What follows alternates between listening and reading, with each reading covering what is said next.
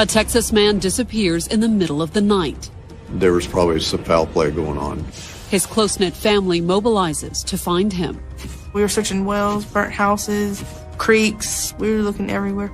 And the search grows into a massive manhunt. We brought in the FBI, the Texas Rangers. But did his ex-wife and mother of his youngest child already know where to find him? The current custody issue had not been resolved. There was an upcoming court date. I said, "Where is he?" And she wouldn't give me an answer.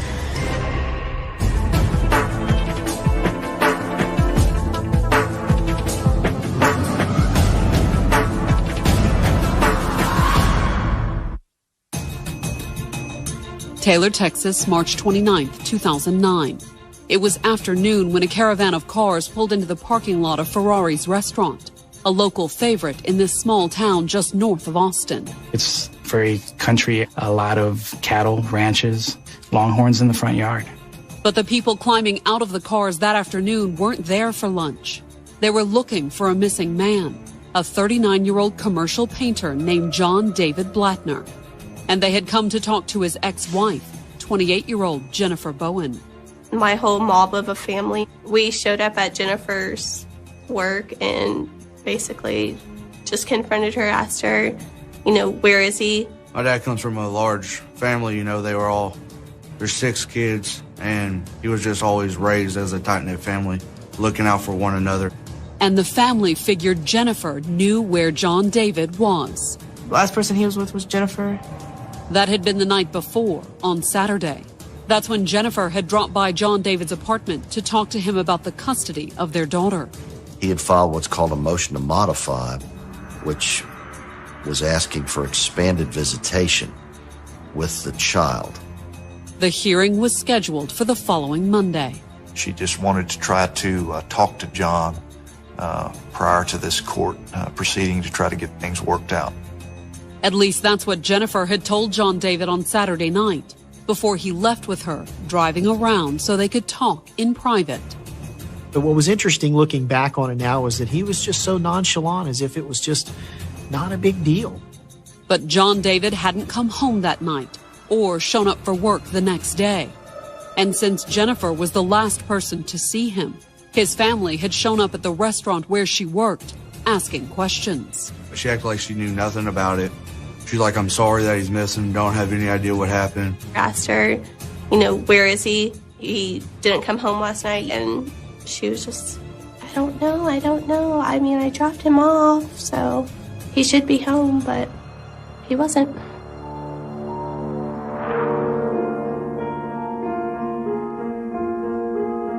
A small-town girl who had lived in Taylor, Texas her whole life, Jennifer Johnson was only 19 when she met John David Blattner in 2000. She's a beautiful person. She kept herself well, hair neat, decent clothes. 10 years older, John David was divorced and already a father of 3 children. We were with him, regular, every other weekend. We'd stay the whole weekend with him. After my parents divorced, we had a babysitter that lived behind us, and Jennifer also hung out with her. John David was immediately attracted to Jennifer.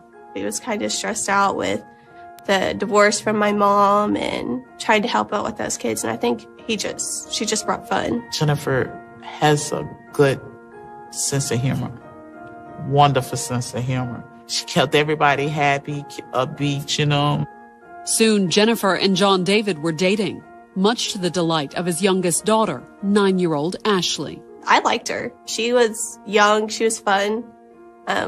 She was kind of like a new Barbie to me, I guess. Older sister Amber, then a teenager, wasn't so sure. She was so close to my age that I didn't feel comfortable around her. And I told my dad that, but he said he loved her, so I just had to deal with it. And Jennifer was about to become a bigger part of their family. Just a few months after they met, she and John David were expecting a child together. I just remember my dad getting excited. He showed us the sonogram, and he's like, "It's a tadpole." He called her a tadpole for a long time. In January of 2001, not long after their daughter was born, Jennifer and John David married in a small ceremony. It's kind of a courthouse thing. They just took us out of school and we went up to the courthouse. Despite their 10-year age difference and their whirlwind relationship, Jennifer and John David seemed to get along at first. As time went on, things changed. It got worse. They started fighting all the time, arguing. And according to Ashley, Jennifer tried to hide their fights during the children's weekend visits. Whenever we were there, they just, I don't know if it was a front or just trying to put on a smiling face for us, but they tried to just be playful and enjoy us there, I guess. But her relationship with John David had clearly started to deteriorate.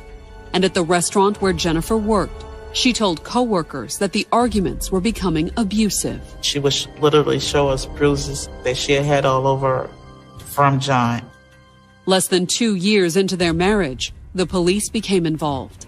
It was the day after my little sister's second birthday in 2002, and they had gotten into an argument and a fight, altercation, and the cops were called, and my dad was taken. She gave a written statement to the court saying that John had pushed her and ripped her shirt. She told the court that John had choked her about a year before that incident with a wire hanger, and she almost was unconscious. John David pled no contest to a charge of aggravated assault and served 90 days in jail.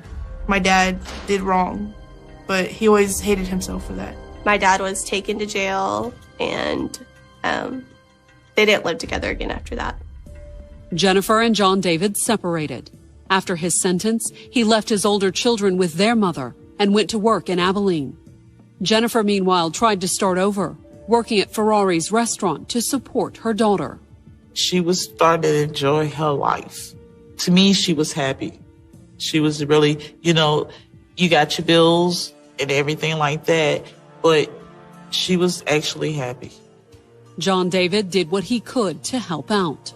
He would send money to help raise my little sister because Jennifer herself, she didn't make a whole lot of money. But while Jennifer took John David's money, she tried to keep him away from their daughter. Jennifer would tell him, oh yeah, we can meet up, we can do this or that, and it would never happen. She didn't want my little sister to know who her father was. I think in a course of like 6 years, he only saw her 4 times. John David didn't stop trying, however. He was always wanting to come down and see me and my sisters and my little sister. All he ever talked about was wanting to have a relationship with his daughter. 5 years after their separation, Jennifer, now 27, finally had a reason to make the split official and file for divorce. She had met someone else, a 40-year-old named Kevin Bowen, a regular at the restaurant where she worked. I remember one year for Christmas, he gave all the waitresses like $40 for Christmas, and Jennifer opens her stocking. She gets a diamond necklace and roses. A tow truck driver, Kevin was a marked contrast to Jennifer's abusive ex-husband. Kevin treated her like she was a princess. He treated her real good. He was really there. He pulled for her. He helped her get back on her feet, get her courage back up and everything. He was fond of Jennifer's daughter, too. Kevin considered her his child, and she called Kevin Daddy. Jennifer couldn't be happier. She was finally getting it right. She felt like everything was coming together for her. In June of 2008, Jennifer was granted a divorce. She wanted to marry Kevin. She wanted their little family to start. In the settlement, the court gave Jennifer custody of their daughter. And due to his history of abuse, John David only received restricted visitation. It was every other Saturday. And I think at the beginning it was only for 2 hours. Just 7 months later, Jennifer and Kevin were married. John David, meanwhile, had recently moved back to town and took a job working as a commercial painter and contractor. He was also ready to take a more active role in his children's lives. He moved back down here and we got an apartment together. Living with his oldest daughter was only one part of John David's plan to reconnect with his kids, however. As soon as he settled in Round Rock, he began filing requests for increased visitation rights with his youngest child. He never had a hope of taking her away from Jennifer completely. Like, my dad has always told us, I will never take you away from your mom. Every kid should be with their mom, but they need a relationship with their father too. Given her ex-husband's abusive past, Jennifer asked the court to deny each request. She was very adamant that she didn't want her daughter having a lot of contact with him. All she was worried about is her daughter, the safety of her daughter. But this time, the court started ruling in John David's favor. They were going to court every couple weeks or so, and he was getting more and more visitation rights to see her on Saturdays for longer periods of time. Encouraged by the results, that spring, John David and his attorney filed a new request. He was hoping to get at least one of his Saturdays to be an overnight stay. A hearing was set for March 30th, 2009. It was anticipated that the judge was probably going to begin granting some overnight visitation. He was so excited because he knew he'd been doing everything right. He knew it was going to go in his favor. And John David wasn't the only one who felt that way. On Saturday night, March 28th, John David's eldest daughter came home at around 10:30 and found Jennifer in the apartment. I saw Jennifer there with my dad, and right away something told me it wasn't right. She does not just show up at my dad's apartment for no reason by herself, especially at 10:30 at night. John David told his daughter that Jennifer had come by to talk, hoping they could work something out about the visitation schedule. My dad felt this is a really good time that we can talk about this. You know, who really wants to spend a whole lot of money on their attorney? Let's try to solve it now and come to an agreement. The exes talked while Amber went into her bedroom to change. When she came back out, Jennifer was getting up to leave, and John David was going with her. I asked him where they were going, and he said she wanted to show him a piece of land to see if electricity was running through it because they wanted to buy it. Her and her new husband, Kevin. Amber didn't say anything to her father. I didn't try to stop him. But soon after her father walked out the door, Amber began to worry. And then she called her sister and told her what was going on. I was like, okay, well, that's weird. I'm coming over after I get off work. I went over to the apartment, and me and Amber just kind of hung out for like half an hour. And then I called my dad, and I was like, where are you? And he said him and Jennifer are just driving around and talking. So I was like, all right, well, I love you. I'll see you later. Coming up, John David disappears. I never heard him come home. And the police turned to Jennifer for answers. He told me that, you just need to let me out.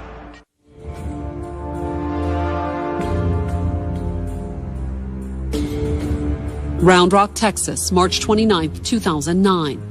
It was well before sunrise that Sunday morning when Amber Blattner awoke in the apartment she shared with her father, John David Blattner. I woke up 3 o'clock Sunday morning because I never heard him come home. He wasn't there. So I checked my dad's room. He wasn't there. I looked outside to see if the van was gone, but it was still there. So I knew right then and there that something was wrong. Amber was worried because her father had gone out late the night before with his ex-wife, Jennifer Bowen. John's adult daughter had come home that evening before he left the house and seen him with Jennifer talking to her. Jennifer had come by to talk to John David about the custody of their 9-year-old daughter, Amber's half-sister. The current custody issue had not been resolved. There was an upcoming court date the following Monday where they were supposed to alter that custody agreement so that John David would have more appropriate visits. Jennifer and John David had talked briefly, but then they had left together since Jennifer needed a favor from her ex, who was a commercial painter and contractor. The ex-wife told them that she needed John to come with her and to look at some property to see whether or not there was electricity on the property. But now, more than 4 hours later, her father hadn't returned, and Amber started to worry. I knew right then and there that something was wrong. He had to work Sunday morning. She tried calling her father's cell phone. He didn't answer, and that's when she called Jennifer. Around 3:30, she finally answered, and she said that she had dropped him off, that he should be home. And I said, well, he's not here, and you're the last one with him. Where is he? And she wouldn't give me an answer. She hung up. When Jennifer hung up, Amber went into a panic, calling the entire family, frantic to find her father. She also tried to call her sister, Ashley. I had like 7 missed calls from Amber, about 10 text messages saying, Dad never came home. I don't know what's wrong. He's not answering his cell phone. around the same time that Ashley was checking her messages. Her sister was on the phone with the Round Rock police, reporting her father missing. And was told that because he's an adult male, I had to wait 48 hours before they would go start a search. But the close-knit Blattner family didn't want to wait. That Sunday, aunts, uncles, and cousins joined John David's children in combing the highways and country roads. We searched around Round Rock where he was living, and then we went out to Taylor. We were searching wells, burnt houses, creeks. We were looking everywhere. They also went to Ferrari's restaurant to talk to Jennifer.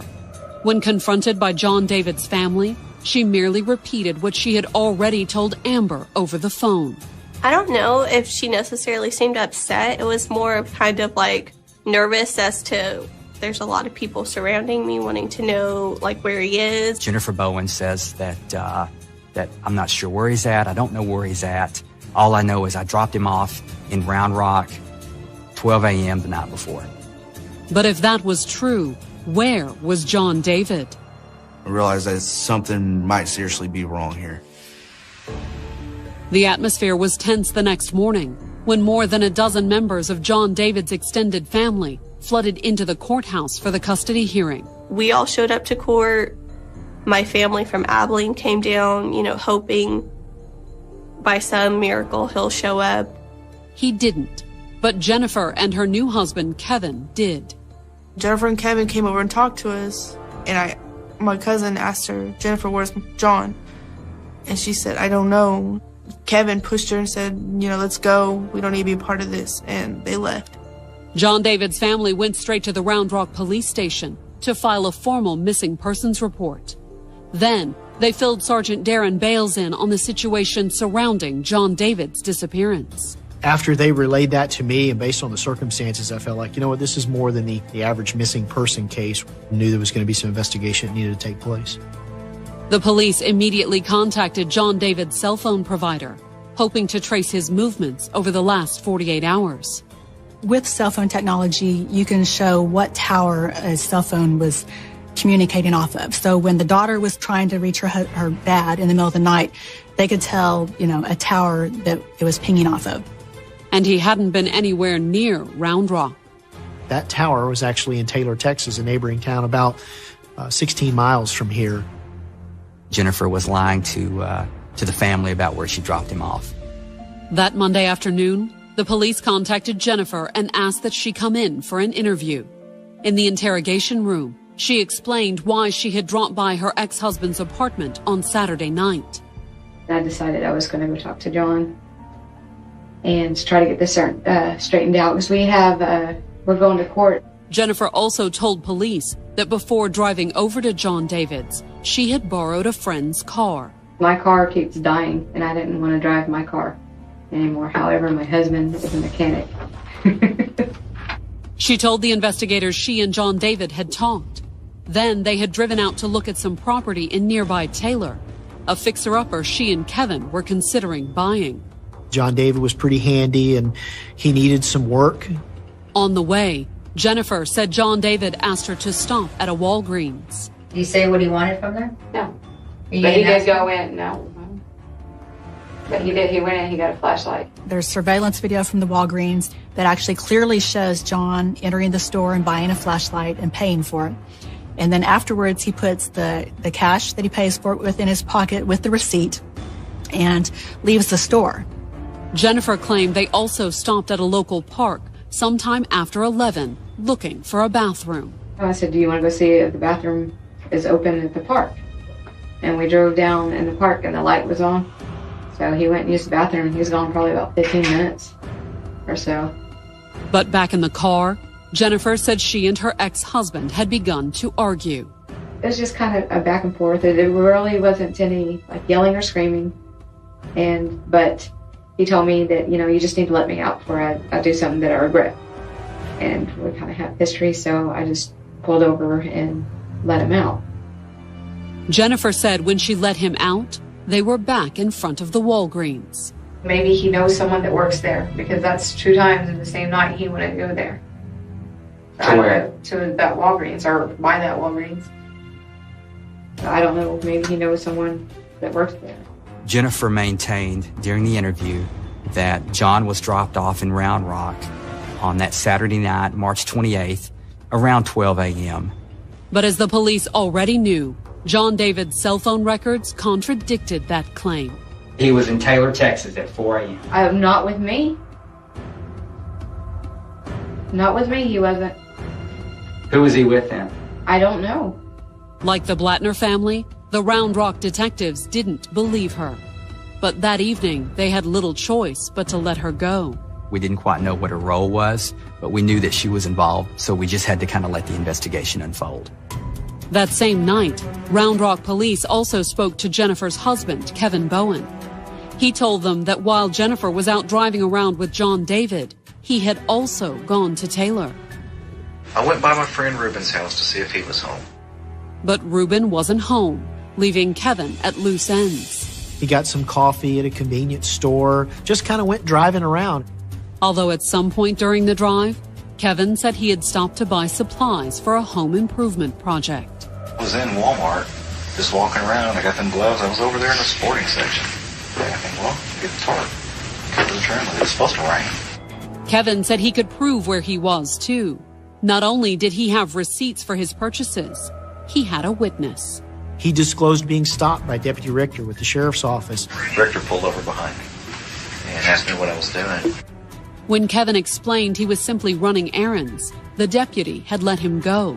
And that night in the interrogation room, the investigators did the same. Although they weren't so sure Kevin's errand was as innocent as he claimed. Gloves and a tarp, those are common items used to dispose of a body. Coming up, the police make a major break in the case. Kevin had tried to hire him to take care of John Blattner. But can they prove that John David is dead? We still don't have a body. By the evening of March 30th, 2009, John David Blattner had been missing for more than 48 hours. Round Rock, Texas police suspected his ex-wife Jennifer Bowen and her husband Kevin were somehow behind his disappearance. John David had gone missing just 2 days before a court hearing to settle an ongoing custody dispute over his and Jennifer's daughter. Relatives had reported him missing. They must have felt that it was rather unusual that he had been missing for such a while and hadn't reported to work. There seemed to be some concern that there was some foul play at hand. John David's daughter Amber had told investigators she'd seen her father driving off with Jennifer just hours before he disappeared, a fact she hadn't denied when questioned by the police. Jennifer told investigators that she had gone to John to talk about the child visitation issue, that she was hoping to resolve things amicably, and that they had just gone to drive around Taylor. On its own, that had struck police as a little suspicious. And it had become even more suspicious when the police questioned Kevin, who admitted that he had also been out driving around Taylor that night. Kevin volunteered to investigators that in the early morning hours of Sunday morning, March 29th, that he was driving around Taylor, and he volunteered that he was stopped by a Williamson County Sheriff's deputy. Immediately after Kevin's questioning, the police tracked down the sheriff's deputy who had stopped Kevin around 2 o'clock that Sunday morning. Taylor's a little bitty town, and there's just not a lot of legitimate activity going on in the middle of the night in Taylor. Everybody's in bed. The deputy told the Round Rock police he had observed Kevin pulling onto Highway 95 near the bridge over the San Gabriel River. He was very suspicious of Kevin Bowen's activity that night. Wondering what Kevin was doing down by the river so late at night, the deputy had switched on his blue lights. The camera in his cruiser had recorded the stop. What are you doing down there under the bridge? Kevin had offered an innocent explanation for what he'd been doing under a bridge in the middle of the night. I couldn't wait no more. I've been drinking coffee and That night, the deputy had let Kevin go. But now that they knew John David Blattner was missing, the authorities couldn't help but wonder what else Kevin had been doing down by the river. John Blattner might be down there, or some evidence might be down there that he was down there somewhere. It was time for the Round Rock police to bring in backup. We brought in the FBI Violent Crimes Task Force, Williamson County Sheriff's Office, Taylor Police Department, the Texas Rangers.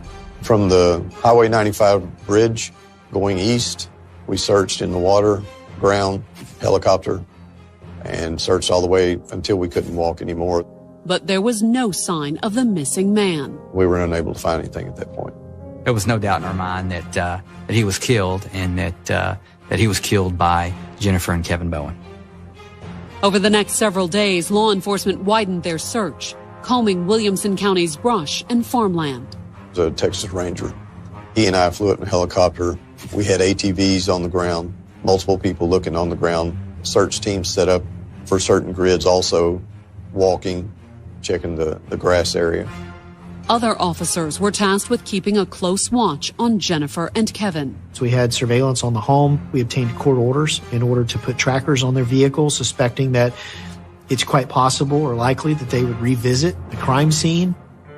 While they waited for Jennifer and Kevin to make a move, the investigators also checked out the stories the couple had told them. Their first stop, the friend whose car Jennifer had borrowed the night John David disappeared. She had left her red Camaro with this friend and used her car to pick John up in.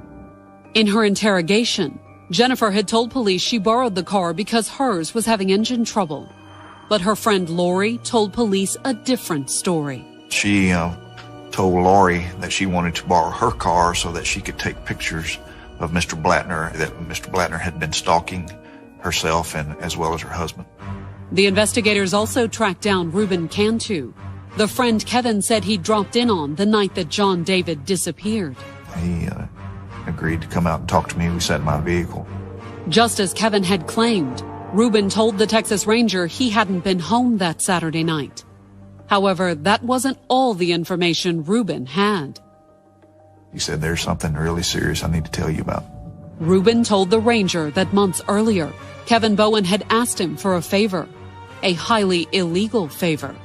He went into a story that Kevin had tried to hire him to take care of John Blattner.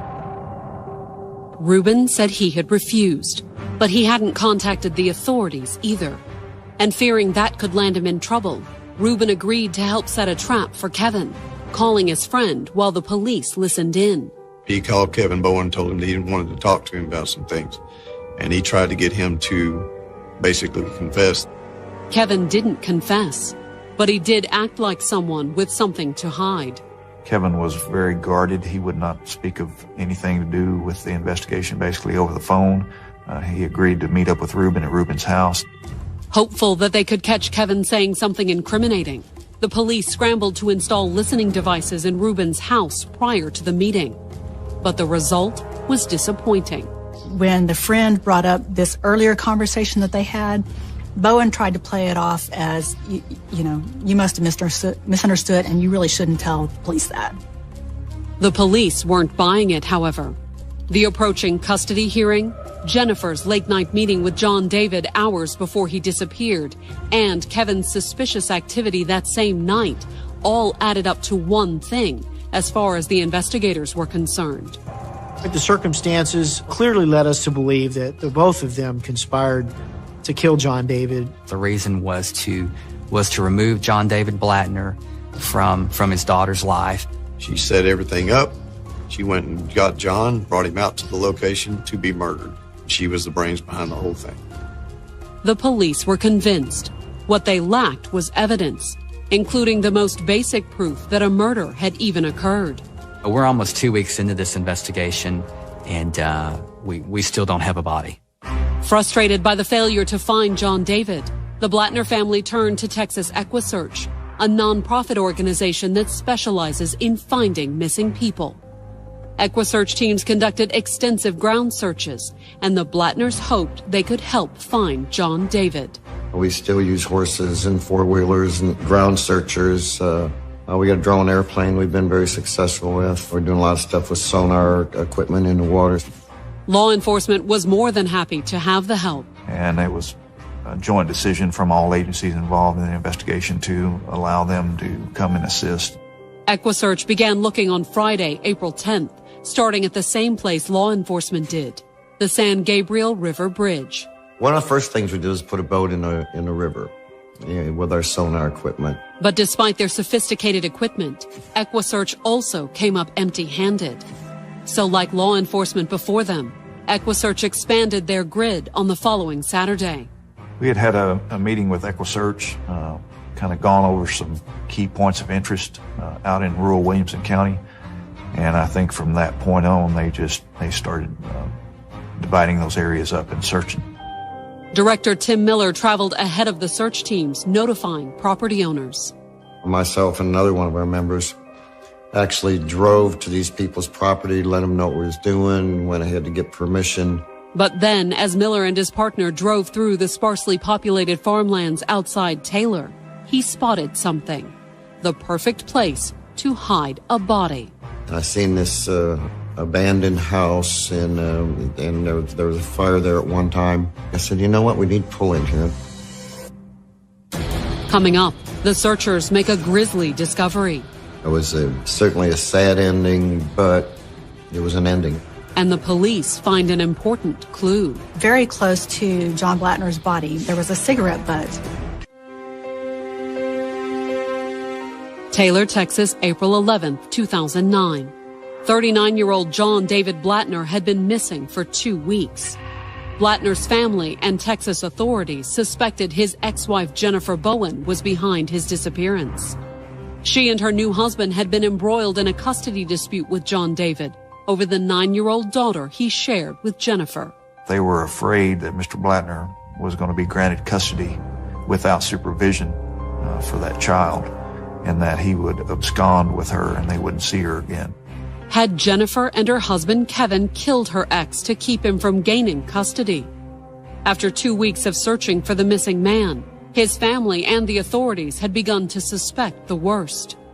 They really believed at this point that there was probably some foul play going on for him to disappear like that. But with no hard evidence and no body, there was little the authorities could do. So the day before, they had turned to volunteers from Texas EquiSearch for help. Law enforcement was extremely cooperative. John's family brought in resources and brought in help and brought in food and water. The first day's search hadn't turned up any leads.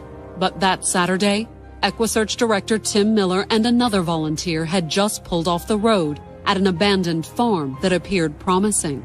It is a very rural setting, a plot of land that has trees, grown up grass. A house had burned there. While his partner checked the abandoned farmhouse, Miller remained in the truck, calling in to the search command center. But the call had barely gone through before Miller's partner came running back. Came to the truck, he said, we got him, he's right there, he's right there. Miller checked the body and confirmed that it matched the description of John David Blattner. It was certainly a sad ending, but it was an ending. Miller relayed news of the discovery to law enforcement, who passed it along to John David's family. I got in my truck and I just sat there. I sat there for about an hour and a half, and I just cried. You never want to think about your parents being gone because they're the people that are there for you. Sorry. My dad was my best friend. Within minutes, police vehicles converged on the farmhouse. Crime scene tape went up, and evidence techs began searching for clues, starting with John David's body. There was an apparent gunshot wound to the back of his head on the right side. There was a hole on his right hip in the rear that appeared to also be a gunshot wound. Digging into the ground underneath the body, CSI techs recovered what they believed to be the fatal bullet. The bullet entry wound was on the back of his head, so when the bullet ends up in the ground, you can reasonably conclude that he was laying on the ground and that he was executed.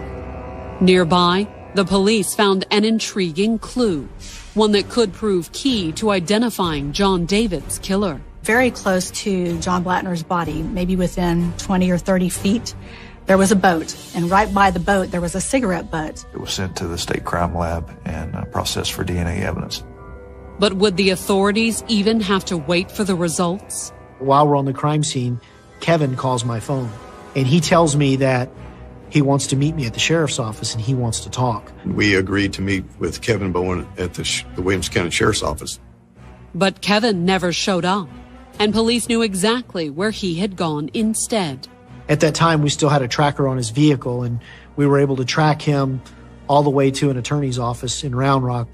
Kevin was through talking to the police, and so was Jennifer. She would not return our calls and would not talk to us. The investigation moved on without Jennifer and Kevin's cooperation. Awaiting the DNA results from the cigarette butt they had recovered near John David's body, the police focused on finding the murder weapon, and they knew a likely place to search. We knew that there had to be a reason that Mr. Bowen was down by the river, and so the sheriff's office dive team was utilized to search the water in that area.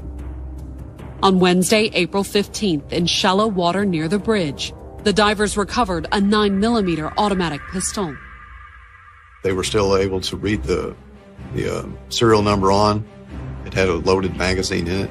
We did a trace through the Bureau of Alcohol, Tobacco, and Firearms. The registered owner of the gun wasn't Kevin, however. The pistol that was found in the river was traced back to his former father-in-law. Immediately, the investigators contacted Kevin's ex-wife. She said that she had given that gun to Kevin Bowen years before, when her father died. Ballistics tests also concluded that the gun had fired the bullet recovered from the crime scene. If that deputy had not stopped Kevin Bowen down by the river where the gun was ultimately found, we would have never searched the river for the gun. But the gun wasn't the investigators' only lucky break. There was also the cigarette found at the crime scene. Could John David's killer have carelessly tossed it aside? That's what the police believed once they got the results of the DNA testing. The DNA returned and actually put Kevin Bowen at the crime scene. It placed Kevin Bowen at the very location and within a matter of about 30 feet from where John Blattner was eventually found dead. It was like a big puzzle, and the pieces were starting to fill in very, very quickly. On May 7th, prosecutors took the case against Jennifer and Kevin to the grand jury. They were subpoenaed to the grand jury, but they didn't testify before the grand jury. Of course, we were not going to do that, but we had to respond to the subpoenas, so we were obligated to physically be there in the courthouse. It didn't really matter. The subpoenas were simply an excuse to get Jennifer and Kevin to the courthouse. They basically wanted to get the go-ahead for the indictments and be able to arrest them right then and there. In anticipation of the arrest, John David's extended family had also descended upon the courthouse in force. We met up as a whole family, cousins, aunts, uncles, us kids, my mom. The bailiff told us that the district attorney said we needed to leave because Jennifer and Kevin were claiming that they felt uncomfortable with all of us there. The family filed outside, and then, as expected, the Williamson County Grand Jury indicted both Jennifer and Kevin for murder in the death of John David Blattner. Jennifer was the mastermind. Essentially, it's her child that she doesn't want him to see. It's her that is upset about this relationship and about his re-entering her life. Clearly, she was involved in the planning of this. After the indictment, they were immediately taken into custody in the hallway of the courthouse. Jennifer kind of had a nervous laugh. As a matter of fact, I believe she was even smiling when the cuffs were placed on her. And it was hard to say if that was a cover or if she really didn't think that it was actually happening to her. Once in handcuffs, Jennifer and Kevin were led next door to the county jail, past a gauntlet of jeering onlookers from John David's family. My mom yelled something kind of profane and nasty, but it was a good feeling seeing them be arrested. Since we all knew, like within our hearts, what happened and who did it, it was just a great day for the family.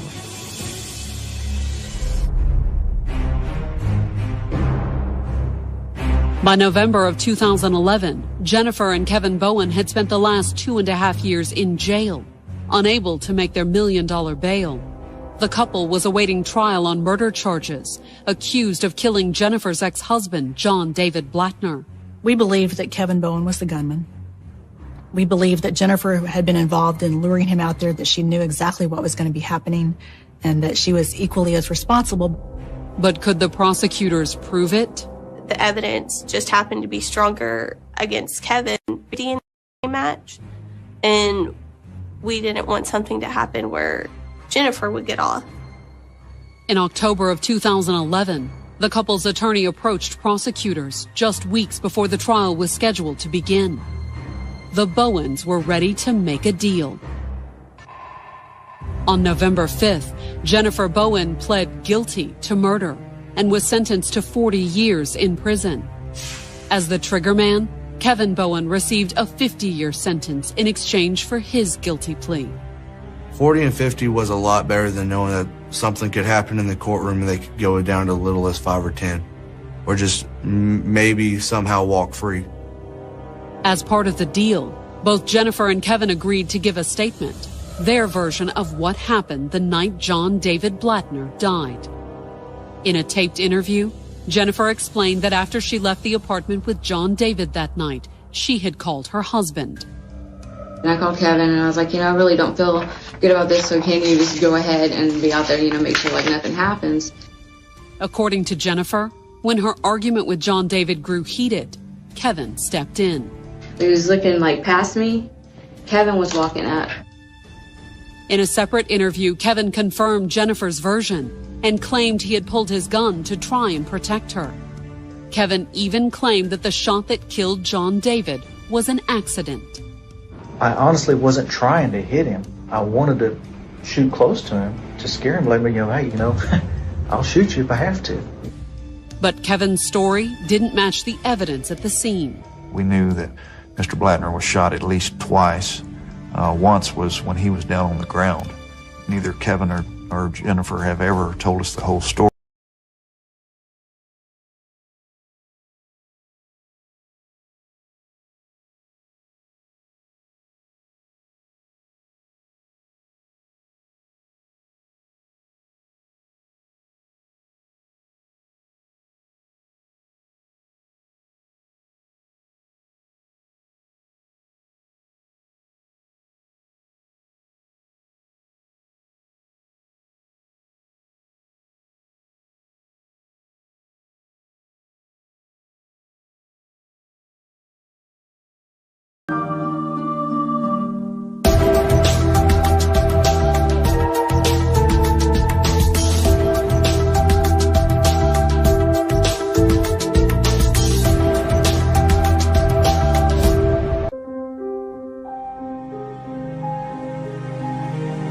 Regina Williams had a history of abusive relationships. It's almost as if she couldn't be in a relationship unless they did fight. But things finally appeared to change when she met Maurice Landis. He was really, really sweet and funny and fun. It didn't take long before old patterns began to emerge. He kicked in the door and hit me. It was just like Ike and Tina Turner. The abuse finally ended on the night of October 30th, 2004, during a drunken parking lot scuffle over the keys to Regina's trunk. He hit me, choked me, drugged me. But he didn't get the keys. I got them, and I got in my truck. And he would never hit Regina again. I just snapped. I just was like, and I started chasing him with my truck.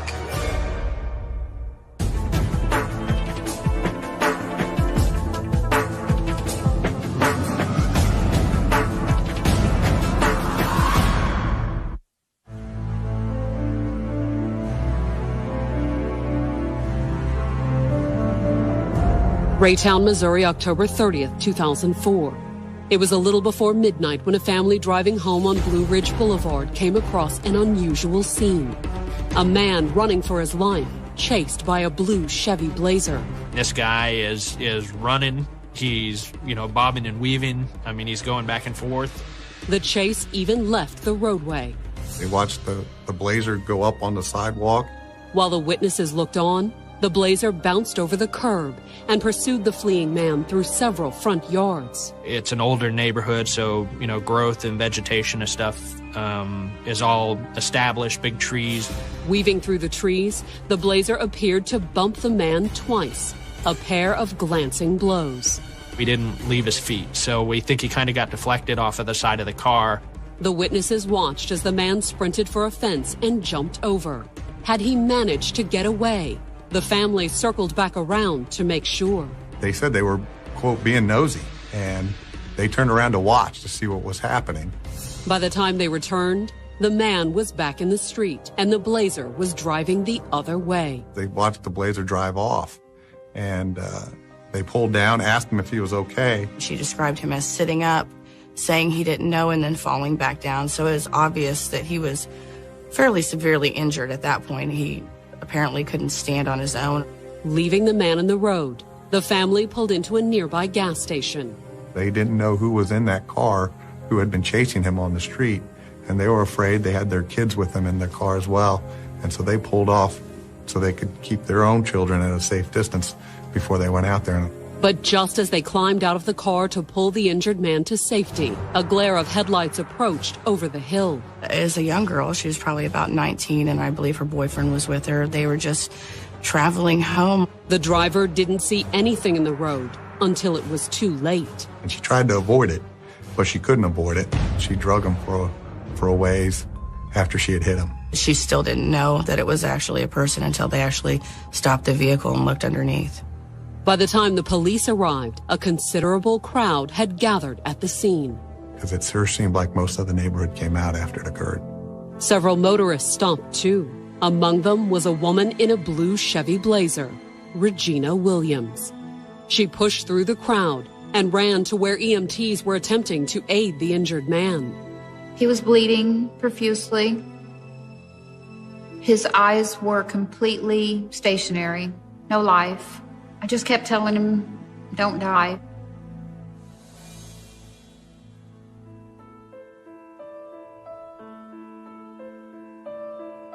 Born in 1968, Regina Williams was only a few hours old when her birth mother gave her up for adoption. The adoption was prearranged, so at 12 hours old, I was taken from the hospital by my mother. Regina's adoptive parents already had several children of their own, but her new family didn't stay together for long. As a young child, Regina's parents divorced, and her newly single mom moved the kids to Missouri. Shortly after her and my father divorced, I moved to Kansas City with my mom and grandmother. It wasn't the happiest childhood. Being adopted always bothered me. I did not feel as though I was a part of anything.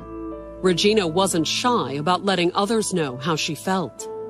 I'm kind of a outspoken person, and I have a brash demeanor. She wouldn't take no for nothing. You couldn't stop her. If there was something that she wanted and that she was going to do, it happened. And by the time Regina was a teenager, her headstrong ways led to trouble with her mother, particularly when it came to Regina's choice of boyfriends. Her mom didn't really like the fact that she dated African Americans. In the 80s, it was interracial dating was not so accepted, and she didn't like it at all. And so any kind of relationship we had deteriorated, and it just continued to make me feel like I did not belong. Hoping to find somewhere she did belong, after graduating high school, Regina sought out her birth mother, who was living in Tennessee. The results were disappointing. When I found her finally, she didn't want anything to do with me, and I didn't understand. She had 2 kids before me and 2 kids after me, and adopted 2. So I never really understood why not me. Rather than find her place in the world, the trip to Tennessee put Regina on a downward spiral. When I got back from Tennessee, it was just chaos. I started using drugs, not heavy drugs, but marijuana, and drinking, partying.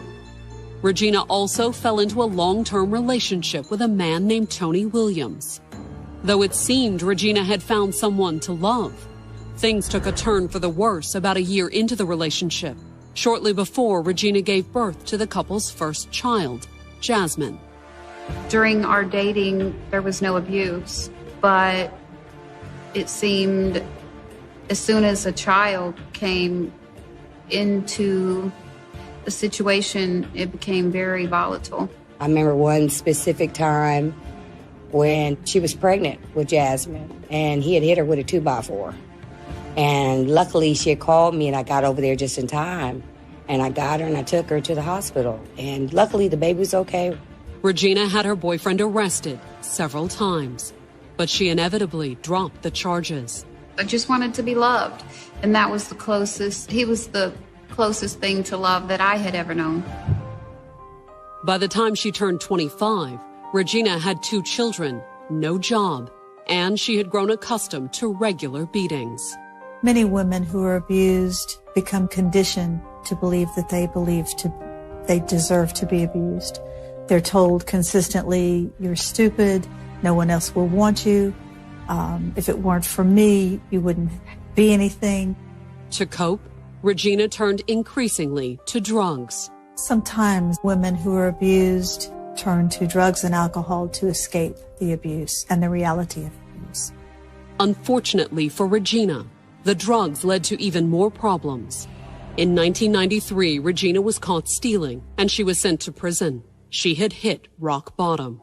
But her days behind bars would lead to a turning point in her life. I found out I was pregnant in prison, so I had my entire pregnancy in prison. Released in 1995, shortly before the birth of her daughter, China, Regina left her abusive boyfriend, took the kids, and made a new start.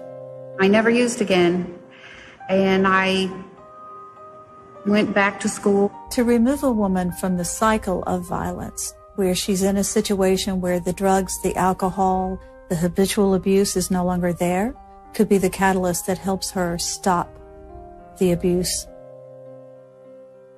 Settling in the Kansas City suburb of Raytown, Regina got a job with Integra Healthcare, providing in-home nursing care to special needs clients. She took care of special kids and would stay with them, give them their meds. I loved working with the handicapped and the disabled. They couldn't judge me. They couldn't make me feel like I was less than a person.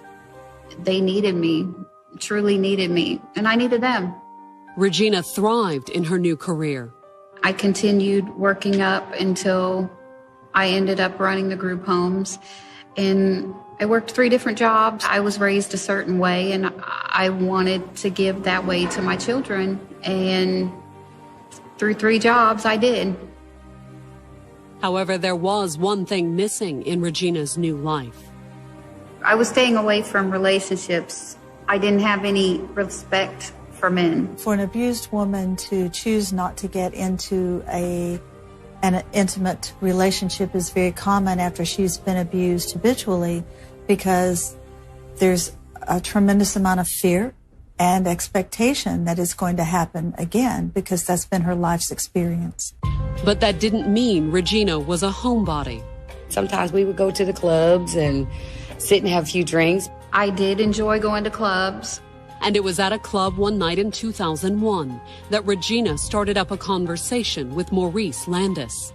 We exchanged phone numbers. I was kind of bored, so a couple weeks later I called and we talked. An employee of Raytown's water department, Maurice was 2 years younger than Regina and also had children from a previous relationship.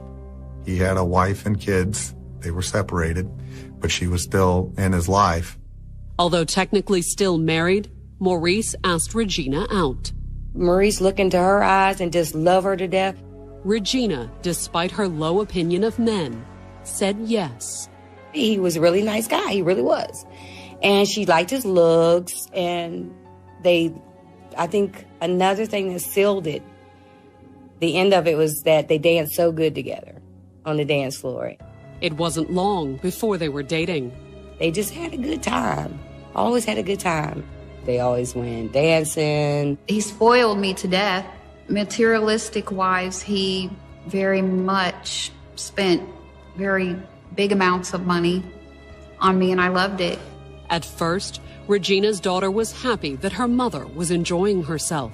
They always went to the club. I always was at clubs and parties. But Regina, stung by past relationships, was careful to keep her distance from Maurice. He had his own place and I had my own place. We never shared residencies at all. It may have been a wise strategy. Maurice never divorced his wife, and in October of 2002, after more than a year of dating, his relationship with Regina took a frightening turn. It all started on the afternoon of October 5th, an afternoon Regina spent by the phone waiting for Maurice to call. She was mad at him because he hadn't called to say, you know, where he was at, when he was coming or whatever. And when the phone finally did ring... So when he finally did call that day, she just didn't answer the phone. That made Maurice mad. And several unanswered phone calls later, he showed up at Regina's door, drunk. So that's when the smack came. That was the first smack. And she couldn't believe that he did it. Coming up, is it the end for Regina and Maurice's relationship? I started going to the shelter, the abuse shelters. Or is it merely the end for Maurice? He sees me start coming towards him, and he starts laughing.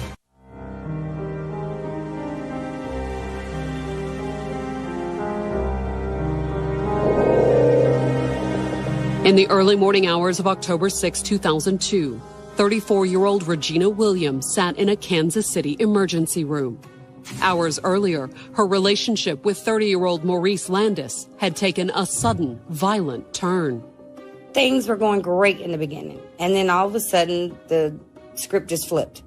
After Regina had stopped answering Maurice's phone calls, he had come to her door. He came over there and snatched her down the stairs. Once he threw Regina down the stairs, Maurice left, and she rushed to the hospital with a broken arm. It was actually a fracture on my elbow, and it was put in a cast. When Regina told the hospital staff how she'd broken her arm, they called the police. Within minutes, a car was dispatched and he was brought in. Was it the end of the relationship? After the shock of witnessing their mother getting thrown down the stairs, Regina's children hoped so. I told her she should leave him alone after the first fight. But Regina apparently disagreed. She dropped the charges and soon fell into the familiar pattern of her previous abusive relationship. After he broke my arm, he became even nicer. He kissed her on her cheek and he was like, "I'm sorry, I won't hit you no more. I won't hit you no more." The only thing I'm thinking in the back of my mind is, yeah, heard that before. At first, it appeared that Regina's friend Anita was wrong. Next thing you know, they were fine. Everything was going good. Not only did the couple get along, Maurice made a determined effort to make up for what he had done. You go through the honeymoon stage, and that's when I got the more expensive purses or furniture or rims for my car or just whatever would make me happy. He gets her into that false honeymoon period in the cycle of violence. He convinces her that things are going to be different. He's different. Whatever it is she needs to hear. But before long, Maurice had fallen right back into his old abusive behavior. At first, we didn't see their fights, but we would see the after effects. She had bruises in her arms, bruises in her legs, bruised ribs. I always feared for my mom's life when it came to them fighting. It was scary. Regina's son did more than fear for his mother's life. He tried to protect her.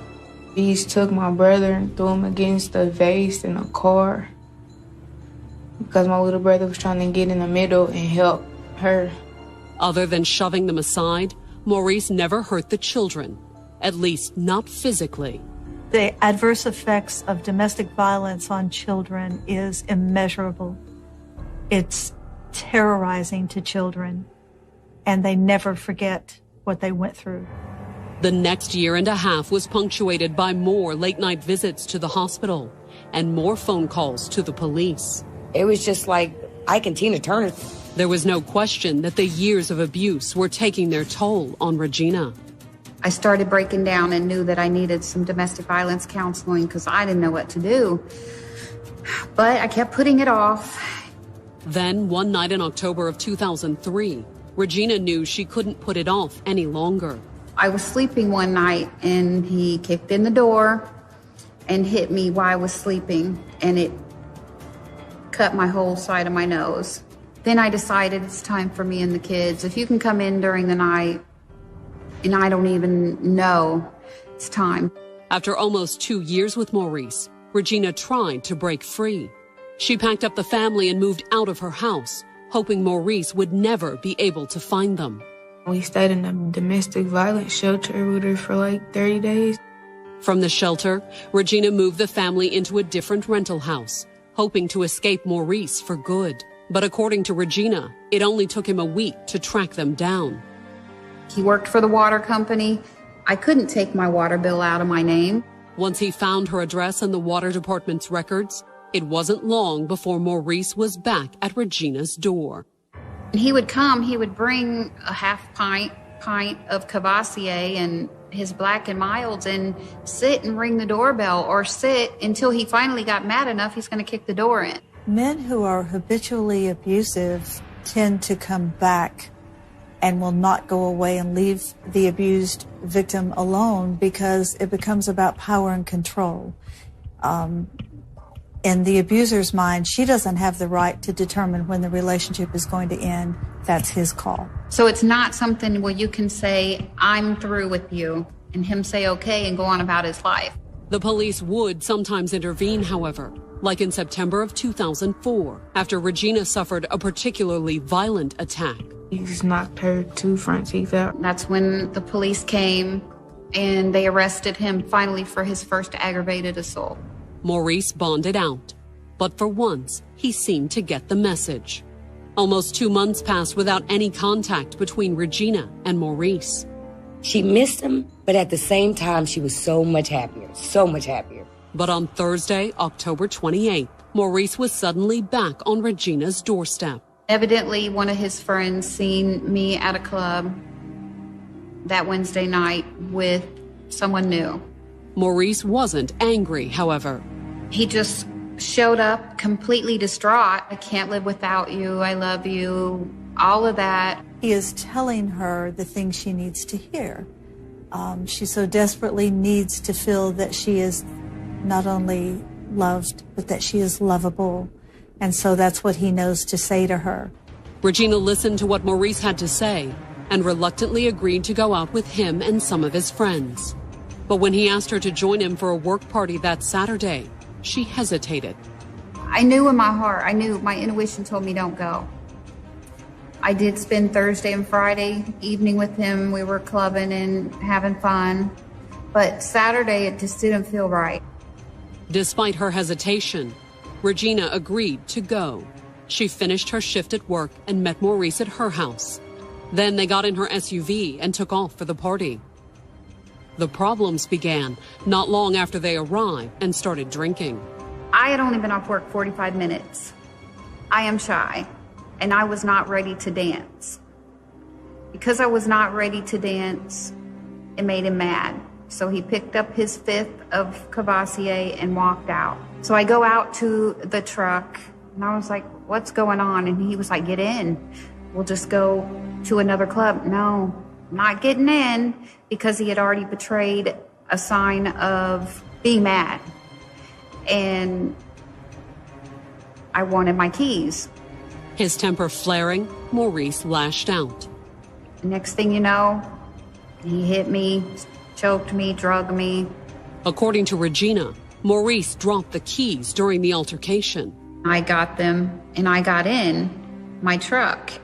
And when she started the engine to leave, Regina thought the fight was over. Maurice turned and walked away. But then, according to Regina, he said something that would ultimately cost him his life. As he was leaving, he said he was going to the house to get the kids, to deal with the kids. Had Maurice just threatened her children? That's how Regina interpreted it. I just snapped. I mean, I just was like, and I started chasing him with my truck. Coming up, the chase comes to a deadly conclusion. He wasn't going to survive his injuries. And Regina has to answer to the police. That man was standing and was right there on the grass the last time I see him.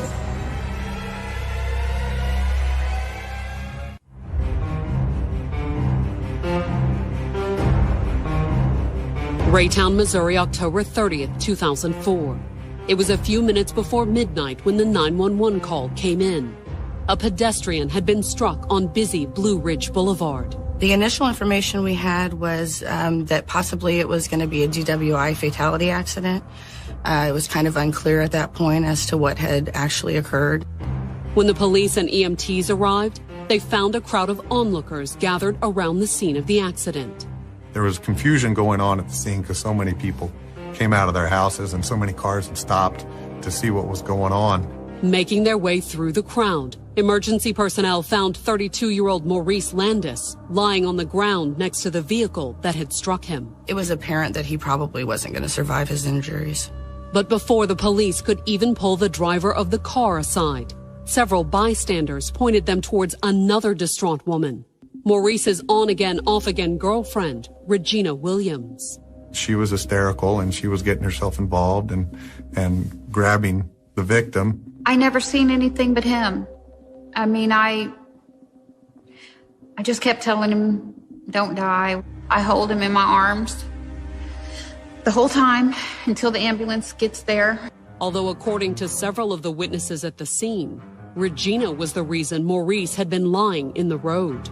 The witnesses said this girl was chasing this guy through all of these yards. As an ambulance left with Maurice, police took some of the witnesses aside to record their statements and start piecing together the events that led up to the accident. One witness had been sitting in her living room when she heard a man and woman arguing just outside her house. To be distinguished what they were saying, I heard the female say, "OC don't call me a B-I-T-C-H," and she repeated that a couple of times.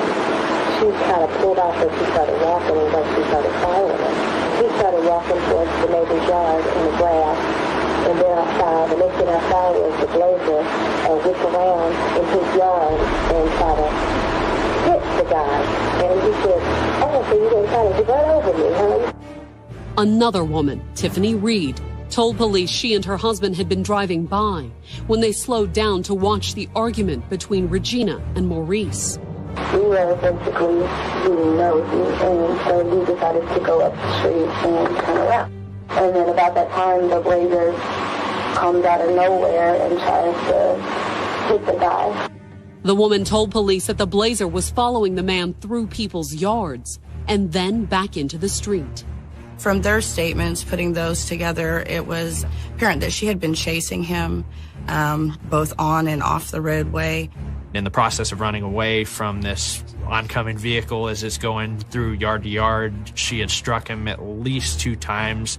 Tiffany Reed's husband, Eric, told police that he saw the SUV hit Maurice one more time, then take off down the street, leaving the man lying in the road, unable to stand. But he was still alive.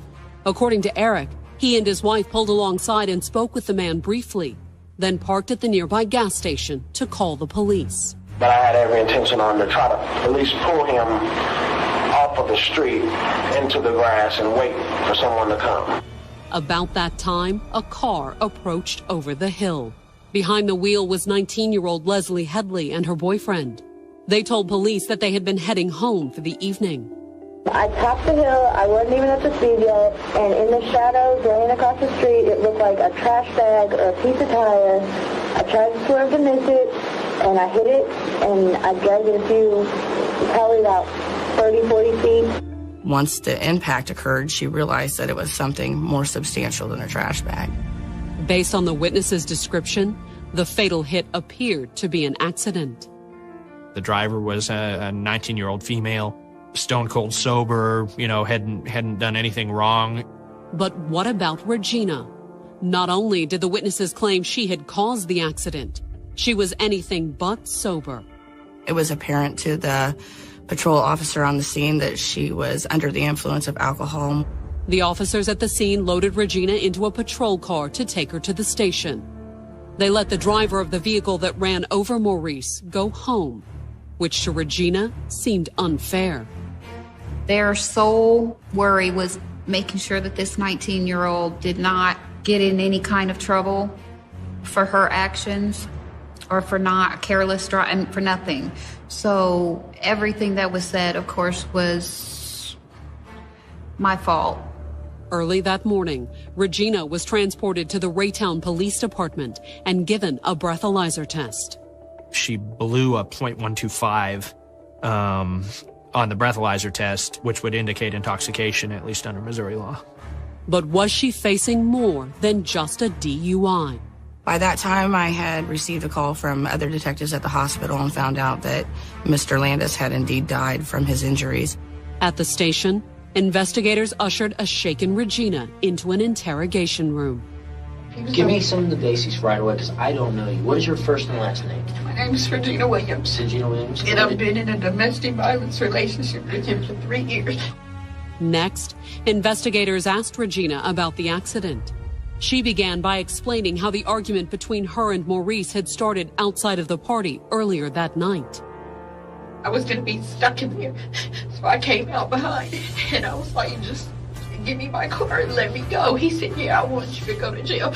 I'm going to call the police and let them know you're drinking and driving. And I'm like, okay, you da-da-da-da-da. And then he started fighting me.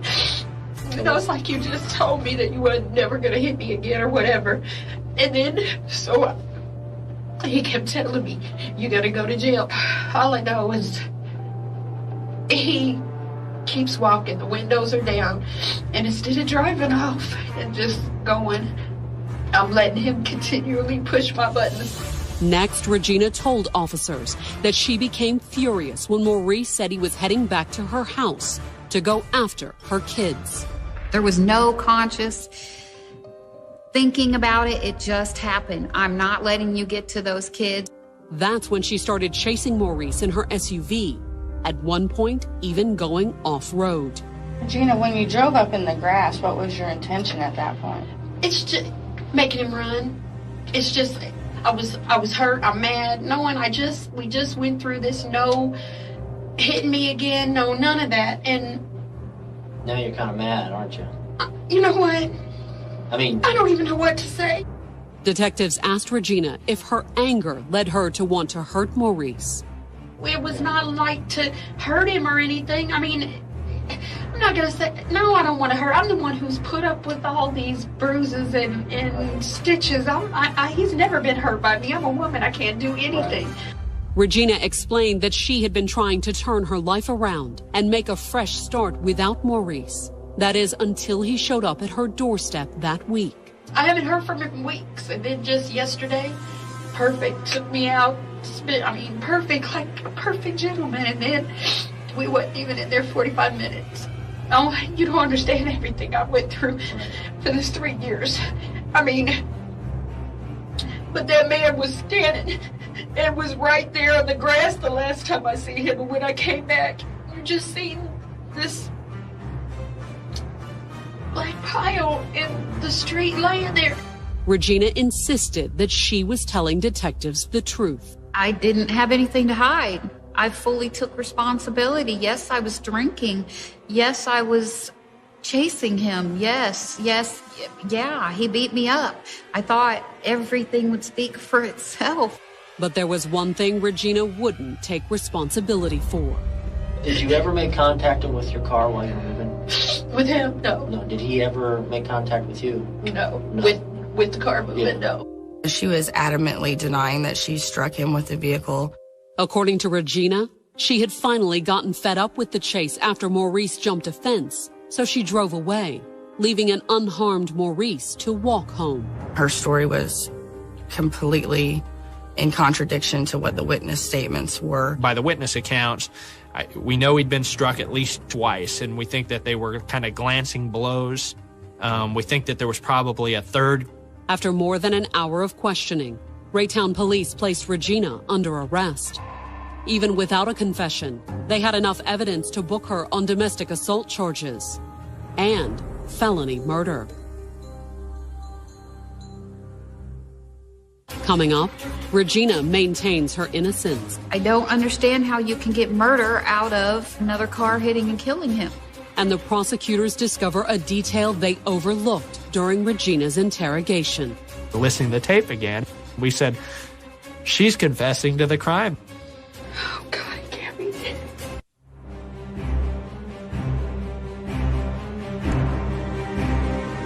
Raytown, Missouri, October 31st, 2004. That Halloween morning, 36-year-old Regina Williams sat in the Jackson County Jail. charged with second-degree felony murder.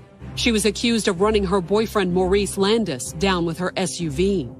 Felony murder basically is if you are committing an act, any felony, and in this case, we had an assault second-degree charge.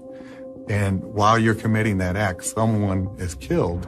Regina was stunned by the charges she was facing. When they charged me with murder, I fell to the ground. I don't understand how you can get murder out of chasing him with the car and another car hitting and killing him. The authorities didn't see the distinction, however. She's the one who chose to get in the vehicle and chase a pedestrian down a roadway and ultimately strike him 3 times, leaving him in a roadway, causing his death. And Maurice's death meant Regina faced the possibility of life in prison. Felony second-degree murder, it's 10 to 30 years to life. Questioned earlier that morning, Regina had denied hitting Maurice at all. I did not hit him. I tried. I tried. As crazy as that sounds, yes, I did try to hit Mr. Landis. In my insanity, I tried, but he kept running and he kept laughing and calling me names. It was a joke to him. A woman who has been in a habitually abusive relationship or series of relationships can only take so much. She eventually reaches a point where she doesn't know what to do other than take it up a whole nother level and do what it takes to stop that behavior in the moment, not thinking about the residual effect of her actions. According to Regina, Maurice's death was his own fault. She claimed he deliberately sat down in the road once she drove away, hoping Regina would see him and turn back. Domestic violence is very manipulative, and he knew how to manipulate the situation. Could the prosecutors confirm the eyewitness accounts and prove Regina wrong? Physical evidence from the scene left little doubt that the chase had occurred. You could clearly see her tire tracks through the yards of the homes that, the witnesses were saying that they observed her vehicle drive through. But the tire tracks couldn't confirm whether she'd hit Maurice or not. And neither could the damage to Regina's Blazer. It was an older vehicle, so it had a lot of previous damage that would have been hard to determine, when exactly that had occurred. The autopsy on Maurice's battered body presented a similar challenge to the medical examiner. We wouldn't be able to distinguish what injuries he might have received beforehand because of the injuries he received right afterwards. We couldn't separate out, whether certain injury would have been attributable to being hit by the car driven by Regina Williams versus attributable to being hit by this bystander. But was there another way to confirm the eyewitness accounts that Regina had hit Maurice? When the prosecutor's staff started reviewing the tape of Regina's interrogation, they almost skipped over the most crucial part. It came near the beginning of the tape, shortly after the detective had read Regina her Miranda rights. We rewound it and started listening to the tape again, and we said, she's confessing to the crime. Oh, God, it can't be dead. I hit him too hard. She was talking to herself. She said, I can't believe I hit him that hard. So I probably watched hundreds and maybe even over 1,000 of those interview tapes, and I don't think I've ever seen anybody confess to themselves. On December 16, 2004, Regina Williams was arraigned on second-degree murder charges. Despite the inadvertent confession caught on tape, she pled not guilty and bonded out of jail later that same day. My family bonded me out to surprise the kids for Christmas. I didn't even know she was coming home, and I woke up in the middle of the night and I had felt something on my face, and I guess she leaned down and kissed me, and I woke up and I was so happy. Would the reunion be short-lived? Or would the sad tale of her abusive relationship with Maurice work in Regina's favor once the case went to trial? And we were hearing stories from the defense attorney, how she was a battered victim, and they had a well-documented police record of their relationship, unfortunately. At the beginning of 2006, as Regina's trial date approached, the prosecutors hesitated. Even with videotaped evidence that she'd admitted to hitting him that night, could they be sure of a conviction? There's always a risk when you're going to go try a case to a jury. The jury can always acquit a defendant. We knew that the trial would not end up being just about what happened that night, that it would be about their abusive relationship. And factoring that in, you know, we started to discuss if there was a possible plea offer. That March, the prosecutors approached Regina's attorney with an offer, and he advised her to take it. He says, well, we've got a plea deal that you can do 0 to 17 and a half. And 0 meaning you can get probation. And with your background of having the same job for 10 years and with your domestic violence background, this is the way to go. On March 16, 2006, Regina appeared in court and pled guilty to second-degree murder. We questioned her at length about the actual hitting Mr. Landis in the street, and she came clean and admitted she did. It was very hard for me to get out, but I got it out eventually that I bumped him. That's all I said. I couldn't say I hit him to hurt him because I never hit that man. So why did she take the plea? According to Regina, it was simple. Just wanted it to be over. The kids were suffering. I was suffering. Something had to give.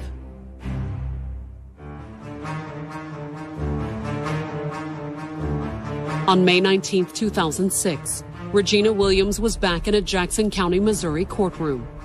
2 months earlier, the 37-year-old mother of 3 had pled guilty to the murder of her boyfriend, Maurice Landis. He had been killed in October of 2004 after a drunken fight outside a party ended in a wild chase through a quiet residential neighborhood. We're not dealing with mutual combatants. We're talking more at this point, we're talking about a single female, Regina Williams, being behind a 1 or a 2 ton vehicle in the driver's seat, drunk, and chasing this guy down. Multiple people that, observed what had happened. We already, knew that they had witnessed her strike him several times with the vehicle. Although technically, it was another car that struck the fatal blow. I didn't even make a conscious decision to kill him. He didn't die by my hands. Rather than roll the dice on a jury trial, Regina took the plea deal. And while the terms of the plea meant she faced a maximum of 17.5 years in prison, according to Regina, her attorney assured her that Maurice's abuse would earn her a reduced sentence, more than likely probation. Never prison. And if prison at all, it would have been 120 days. At her hearing, the judge did reduce Regina's sentence. But since Regina already had a prison record, the reduction was nowhere near the amount she expected. The judge said that he was going to take off 2.5 years for my abuse. It resulted in Regina Williams being sentenced to 15 years in the Missouri Department of Correction. The judge chose 15 years because he said that I was a felon and had already been in the system. And she was going back in, effective immediately. I was devastated. I don't even remember any. The only thing I remember is they let me say goodbye to my kids, and my mother took pictures of me saying goodbye to the kids. My little sister, she didn't know. I think she was like 9 at the time. She didn't understand anything. Her only thought was, I don't want Mama to leave. Today, Regina Williams sits in prison, convinced she was the tragedy's true victim. I did everything I possibly could, everything that a woman is supposed to do in my situation, and you still convict me of murder? Behind bars, Regina has had plenty of time to think about her relationship with Maurice and the dangers of getting caught up in a cycle of abuse. Anything can happen. I mean, this was just a night out. Domestic violence has so many curves and changes. Just get out. I mean, don't fall for the gifts. It'll happen again. Once they hit you, it's going to happen again, over and over.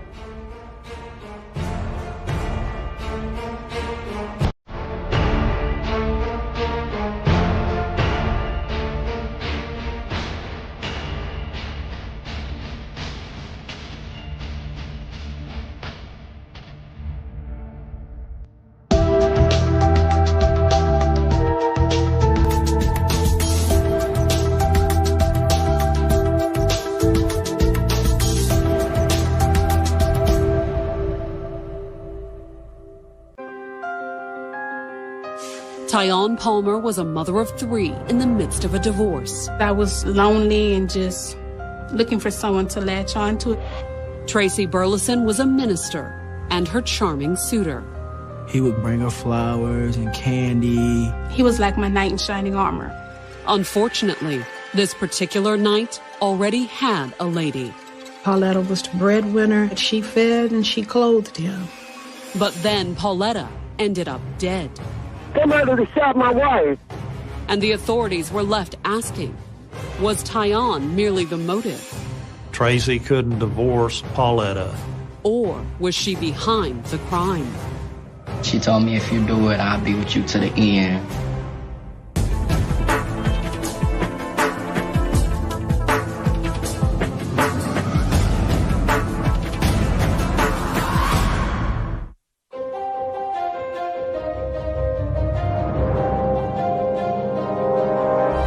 Houston, Texas, May 18th, 2010. It was about 11 p.m. when the 911 call came in from the city's northeast side. It's a fairly decent subdivision. For the most part, it's a nice neighborhood. But that night, something had just gone horribly wrong. Somebody shot my wife. Lord, please save somebody, please. The caller was Tracy Burleson, a 44-year-old Baptist minister. Harris County Sheriff's deputies were on the scene in minutes. When they drove up, they saw Tracy Burleson waving them down. His wife Pauletta was also outside, lying on the driveway in a pool of blood. She appeared to have bled profusely from the head. There was blood running down the driveway. As soon as Tracy saw the cruisers approaching, he ran back to Pauletta. Tracy went and laid beside his wife as if, he was sobbing over his wife. But there was something about Tracy's movements that made the deputies suspicious. The responding officer said it was more like positioning himself on top of her versus going to her to aid her. That wouldn't be the only suspicious thing about Pauletta Burleson's death either.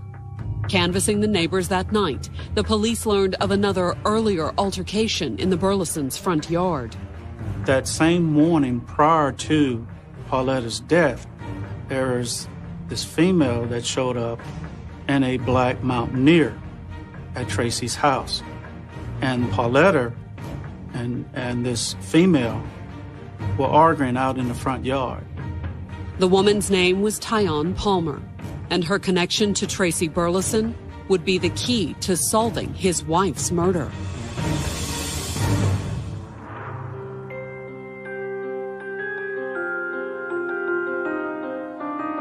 Tyon Palmer was born in New Orleans in 1978. Raised by her grandparents, she dreamed of a career in medicine. I love helping people. That's all I know how to do. That's what I'm good at. So that's why I decided healthcare. Tyon was a certified nursing assistant. She'd gone to school for it and done pretty well. She got married, had 3 children, and settled into what appeared to be a successful path in life. She was a mom, a wife, and a worker. She had a job, and she was going to school. But nature had other plans. In 2005, 26-year-old Tyon found herself in Houston, suddenly starting over. I came to Houston because of Hurricane Katrina. I evacuated to Mississippi first, and maybe a month or so later, we moved out to Houston. We ended up buying a home and just starting a life here. Tyon and her husband found jobs in Houston, but even as they worked to rebuild their lives, their marriage fell apart. We grew apart when we moved out here to Texas, because of the hurricane or what have you, but we're still friends till this day. By 2009, 30-year-old Tyon and her husband were separated and in the process of getting a divorce. She was a single mom, working hard every day, some 12-hour shifts, some days, weeks at a time to support those children.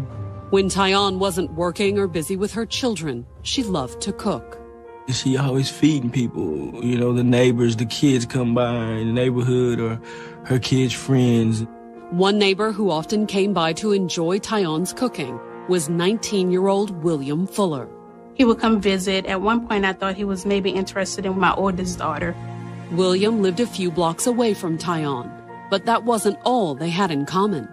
William was taking nursing classes, and he wanted to be a nurse, for starters. He wanted to get involved in the medical field. And unfortunately, the young man already had a lot of medical experience as a patient. William also had chronic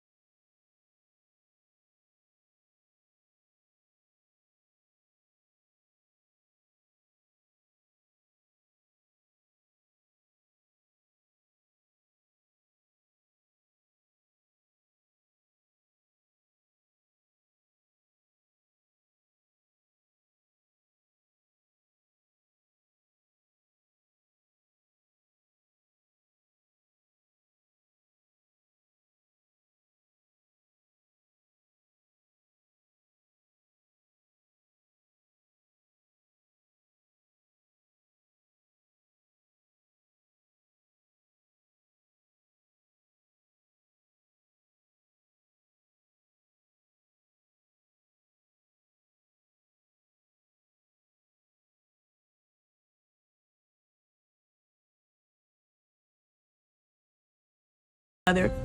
And Tyon was about to learn much more about William's family. William's father, Tracy Burleson, was the pastor of the First New Mount Calvary Baptist Church. He had the gift of interpreting scripture. I mean, he was really gifted. He's charismatic. He has a captivating personality. From her seat in the front pew every Sunday morning, Tracy's wife Pauletta was a commanding presence too. Some women are enamored with the notion of being the pastor's wife. In the African American church, it's known as the First Lady. It's a lot of power and prestige that comes along with that. And she held a position of power in their marriage as well, since her job as a restaurant manager paid more than Tracy's church salary. Pauletta was the breadwinner. She made certain that he kept up his image as pastor. She fed and she clothed him. Tracy didn't get nothing or do anything unless my mom was there to sign it or pay for it. William had lived with Pauletta since he was 13. She raised him alongside her sons from a previous relationship. She was a stern disciplinarian. She was a very spiritual and godly person. She was very strict. She raised a number of boys. Same butt whoopings he got, I got. My little brothers got. We all got the same whooping. Tracy wasn't immune to Pauletta's stern tone either. They were known in the neighborhood for shouting at each other, for doing it out on the street, out on the front porch, yelling at each other. There was always an argument at that home. It was in the norm for the yelling, the screaming, the fussing, the cursing, the fighting to take place on a regular basis. And by the time William met Tyon, the fighting between his father and stepmother became more than he could take. He would mention trying to hurt himself, or sometimes he mentioned wanting to die, and other times he felt that he wanted to fight or just hurt other people. And I tried to talk to him and let him know that just, take it easy and breathe and relax and everything will be okay. Since William's mother lived out of state, Tyon took pity on the 19-year-old and even offered to help him escape the environment at home. I told him that he didn't have to stay there if he didn't want to. He can just move in with us. One day he just never went back home. But in December of 2009, Tyon would find herself deeply involved with William's family. One Sunday, William invited me to come to his church for a program that they had at the church. And that's when William introduced his father to me. At the time, Tyon didn't think much about it. But a few days later, when William handed her a letter from his father, it quickly became apparent that the introduction had made quite an impression on Tracy. The letter just was saying that he found me attractive and he wanted to get to know me. Did the married pastor want to do more than just get to know Tyon?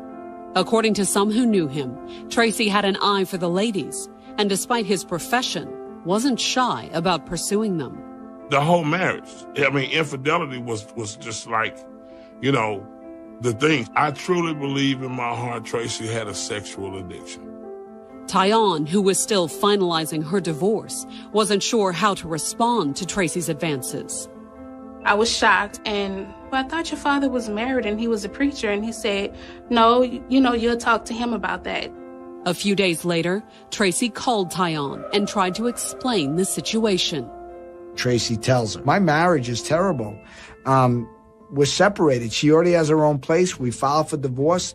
Within days, Tracy and Tyon were dating. I felt so easy and was so gullible towards him because I was lonely and just looking for someone to latch on to, if that's a proper term to use. Besides, Tracy was so eager to please her. He would go to her job and bring her flowers and candy and, just say the right things to her. He was like my knight in shining armor. Tracy became such a big part of Tyon's life that the couple had family photos made. Our relationship wasn't a secret.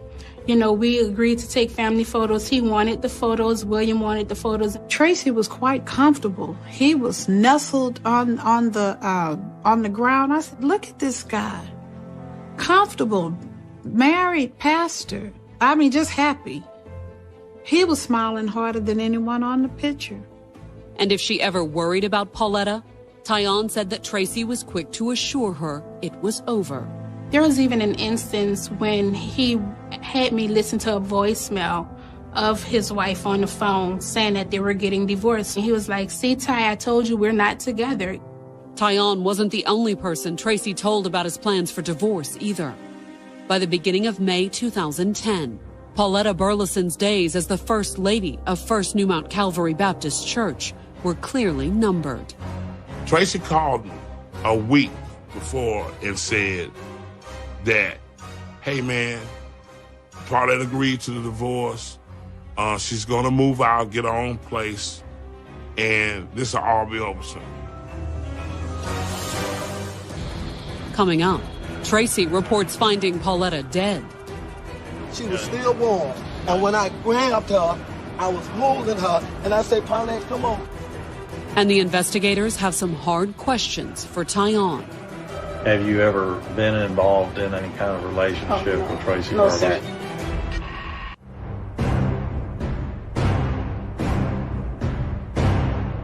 Houston, Texas, May 18, 2010. It was not quite 11:30 that Tuesday night when Harris County Sheriff's deputies descended on the home of Tracy and Pauletta Burleson. The pastor of First New Mount Calvary Baptist Church, Tracy had dialed 911 moments earlier and reported that his wife had been shot. He told the dispatcher that he found his wife dead, that he'd gone to the store and came home and found his wife dead. Once at the scene, sheriff's deputies found Pauletta lying in the driveway, dead from an apparent gunshot to the head. We formed the opinion that she had been shot from behind based on the blood spatter and the physical evidence at the scene. The officers were also forming an opinion about who shot Pauletta. According to the first deputies to arrive, Tracy had been acting suspiciously, flagging them down at the road and then running back to lie down next to his wife. The reporting deputy was of the belief that he did that in order to try to get blood on him to contaminate his person or have an excuse for having blood on him. Questioned at the scene, Tracy told the officers he had just returned home and found Pauletta in the driveway. All I know, when I came back, she was just slumped over in the chair. He went to the store, he came back home, and he discovered his wife laying there. I went over and I looked down and I knew that she was dead because I saw like a hole, and she was leaned over like this, and that's when I grabbed her like this. She was still warm, and when I grabbed her, I was holding her, and I said, Paulette, come on. Tracy said he had only been gone a few minutes, just long enough to run to the convenience store for a snack. What did you buy at the store? I had bought me some chips. What kind of chips you buy? There was some chips, and I got a candy bar. While he was talking to us, our sergeant went to the passenger side and shined his flashlight into the car looking for the bag of chips or the Baby Ruth wrapping. Strangely, the car was empty. Although when the detectives asked Tracy about the discrepancy, he said he could explain. I ate my candy at the store, but when I was riding, I told you I was there, and I threw my bag, and the can, I just threw it out when I got through. He's not believable at all, and he's very hesitant about his answers. Increasingly suspicious of the pastor, the detectives questioned him about his relationship with Pauletta. He told the detectives that they had their differences, same as any couple. Sometimes we get into it, and I always go back and tell I love her of everything. But me and my wife didn't have no problem. We was all together, So we always have arguments, but we stick together. And as the minister told the detectives, there was absolutely no way he would ever kill anyone, especially his wife. I'm supposed to be a man of God. Right. I don't know, that's hate, man. That's hate. To shoot, to do something like that, that's hate. I wouldn't do anything to anybody like that. Once the detectives finished questioning Tracy, they canvassed the neighbors who had gathered at the crime scene. What they heard confirmed Tracy's account that he and Pauletta sometimes argued. Although according to the neighbors, their arguments were more frequent than Tracy had let on. We started to learn that they were often very vocal, got into very heated arguments in front of their house. One neighbor had even witnessed Pauletta and Tracy in a heated argument earlier that day. A quarrel that very morning that she was murdered. Even more interesting for the investigators. According to the witness, Pauletta wasn't just arguing with Tracy. There was another woman present. At the time, we didn't know who this female was. Was the mystery woman somehow connected to Pauletta's death? At 8 the next morning, the investigators brought Tracy in for another round of questioning. Tracy, what are you going to say when I bring the woman that you've been talking with right here in front of you and look at you and say, yeah, I had an affair with him? And affair with who? We're talking about you right now. How you going to deal with that, man? Tracy told the investigators that the mystery woman's name was Tyon Palmer, a certified nurse's assistant. According to Tracy, she took care of his 20-year-old son, William Fuller. My son had sickle cell, William, and then he had pneumonia in both his lungs. The mystery woman identified, the detectives let Tracy go. But that didn't mean they were through with him. Most of us were of the opinion that Tracy Burleson was untruthful, that he was in all probability involved. And as they questioned members of Tracy's congregation over the next several days, the detectives' suspicions about the minister only deepened. There were rumors at the church that Tracy had been involved with some infidelity and some other extramarital affairs there at the church. He was my friend, and the truth is just the truth. He was like this all of his life, long as I've known him. The investigators even tracked down one woman who'd admitted she'd had sex with the minister in the church building. She actually told us that she was caught by Pauletta after a Wednesday Bible study, and that Pauletta had threatened to go to the leaders of the church. Based on what they'd learned about Tracy's extramarital affairs, the investigators decided it was time to talk to Tyon. At that time, her involvement was questionable. There were things that we needed to confirm. Chief among them, whether she was more than just William's caretaker. It was the evening of May 26th, 8 days after the murder, when two detectives finally knocked on Tyon Palmer's door. I stepped outside, but it was late at night, and the mosquitoes was biting, so I asked them if they wanted to come in and talk to me. And, they said, of course, thanks for inviting us in. She was very accommodating to us. Tyon Palmer came across as sugar and spice and everything nice. And it wasn't just Tyon's willingness to talk that made a good impression. In her tape-recorded interview, Tyon told the investigators that she had taken William in out of kindness. Tyon had taken William in and had made him a part of her family, if you will, gave him a place to stay, took him to doctor's appointments, and cared for him. He's on like 13 medicines. I take him to the doctor twice a week to do blood work. Because of his sickle cell, he just automatically formed blood clots. So they have him on all kinds of medicines, and he can't eat, and he's just really sick. Then investigators asked Tyon about William's father, Tracy. Have you ever been involved in any kind of a dating relationship or any kind of relationship with Tracy Burleson? Sir. I didn't tell them about my relationship with Tracy because I didn't want anybody to know that I was involved with him, especially with everything else that was going on. I didn't want them to believe or assume or think that I had anything to do with this. Tyon also denied that she was the woman neighbors saw arguing with Pauletta on the day of the murder. And since Tyon was being so cooperative, the investigators didn't see any reason to doubt her. We believed that during that interview, and we left there believing that. Coming up, an anonymous tip leads to an unexpected arrest. William had confided in her. And the investigators learn the truth about Tyon and Tracy. He had on her pajamas.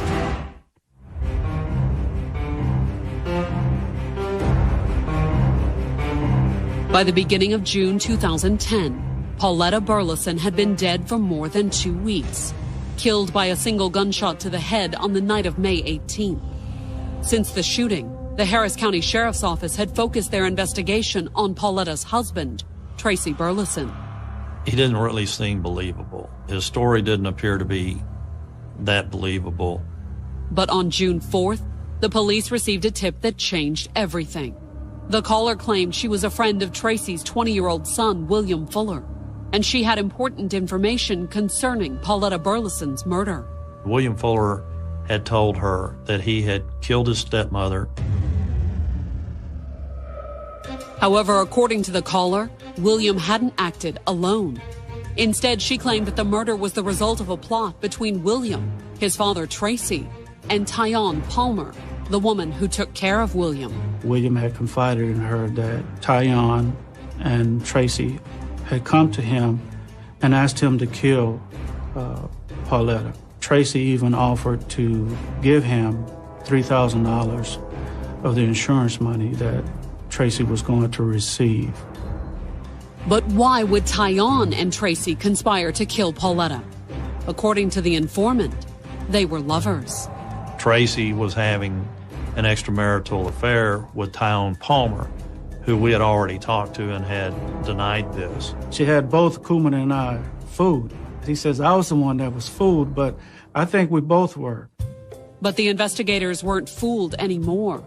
Early on the morning of June 8, 2010, sheriff's deputies arrived at Tyon's house and placed her under arrest. When they take me out in handcuffs, my very first thought at that moment was my children, because when they arrested me, I was home with my kids. She and the kids weren't alone, however. Tracy was also taken into custody at Tyon's house. Tracy Burleson is in the home of Tyon Palmer, in her bed. And when they arrested him, he had on her pajamas. They were in matching pink pajamas when they were caught. Just disgusting. And for him to tell his church members, I didn't do this, but I want to be y'all pastor. William Fuller was apprehended around the same time at a gas station. Once all three were in custody, the interrogations began. Our strategy was to go for the weakest link, and we felt that William was the weakest link. As predicted, it didn't take long for the 20-year-old to break. I've been through my whole life, man. How'd you mess up your life? By shooting Pauletta? Yeah. According to William, the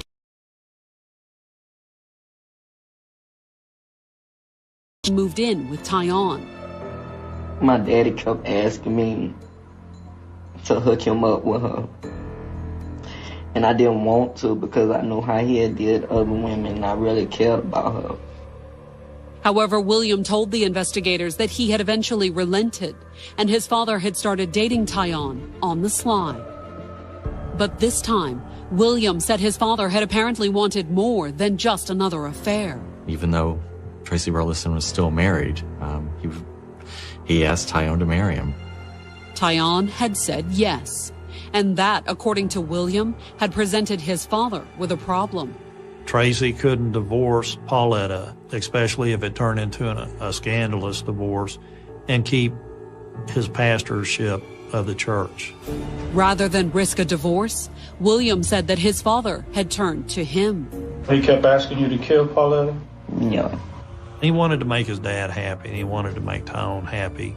And William wasn't that fond of his stepmother, and he agreed to do it. Then, according to William, the three of them had put together a plan to kill Pauletta. Tracy Burleson would distract her, enabling William to sneak around behind her and shoot her. Tyon would then get him where he could clean up, get a change of clothes, and get rid of the gun. She told me, if you do it, I'll be with you to the end. I won't leave you cold. And according to William, Tyon's promise resulted in a sexual relationship between them. After Pauletta was killed, we slept like 2 days later, and we kept doing it. Was that the first time you ever slept with her? Yes, sir. After the interview, William took detectives to a bridge over Greens Bayou in eastern Harris County. He claimed that Tyon had driven him there after the shooting so he could dispose of the murder weapon. He thought he had thrown it in the water, but it had quite made the water. It was on the water's edge, and we were able to recover the weapon. Convinced that William was telling the truth, the investigators returned to the sheriff's department to question Tyon. They questioned me about my involvement, and I told them I wasn't involved in anything. She did admit to having a relationship with Tracy, however. I just received a letter from him, and I responded to it. Okay. And from then on, we started dating. Okay. And y'all were sexually intimate? Yes. But she insisted she knew nothing about Pauletta's murder. He never talked to me about having her killed, and he never talked to me about killing her. And she confirmed William's story about the drive out to Greens Bayou. She finally admitted, I picked him up, but I didn't know that he had killed Pauletta.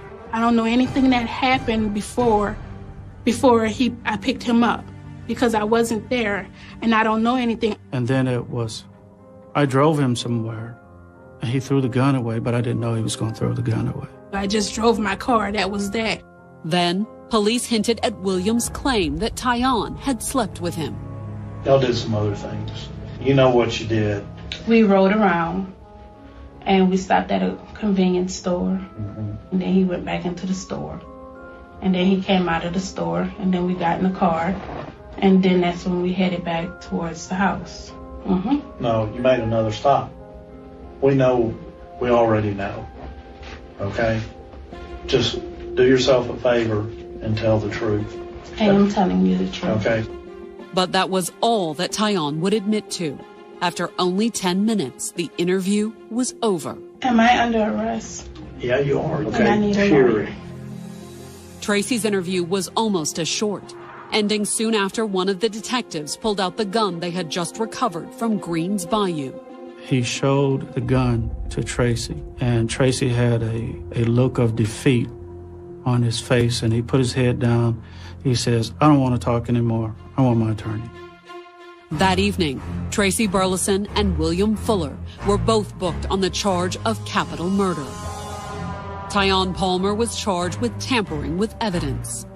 That is a third-degree felony punishable by 2 to 10 years in the penitentiary. Tyon paid her bail and was released on bond, but she would soon be facing more serious charges. 2 days after the arrests, one of Tyon's hospital co-workers contacted the investigators with new information. She told the authorities that Tyon had approached her in February, almost 3 months before Pauletta's murder, looking to buy a gun.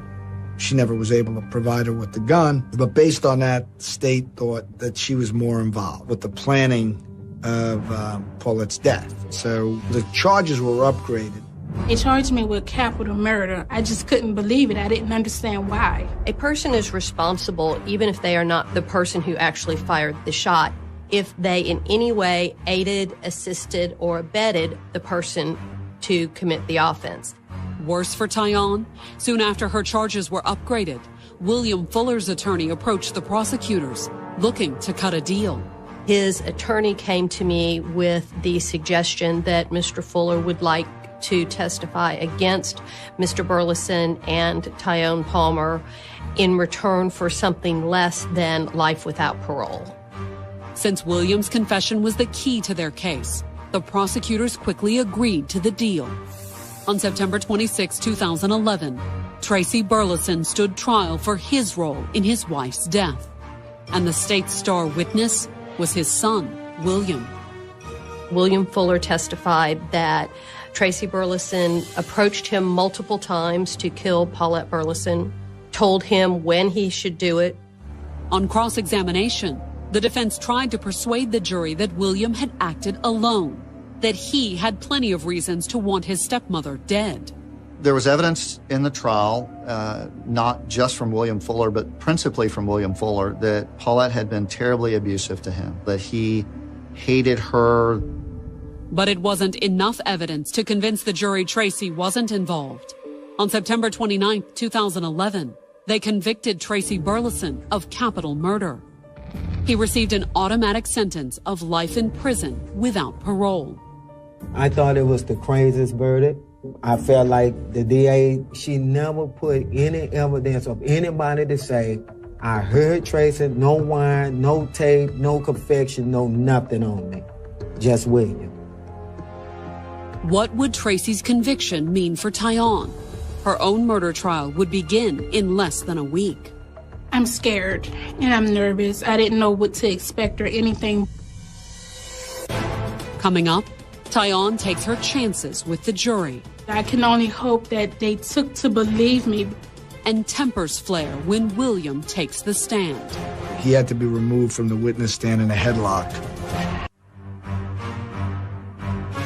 On October 4th, 2011, Tyon Palmer's trial began at Houston's Harris County Courthouse. The 32-year-old mother of three was charged with capital murder for allegedly conspiring to kill 56-year-old Pauletta Burleson.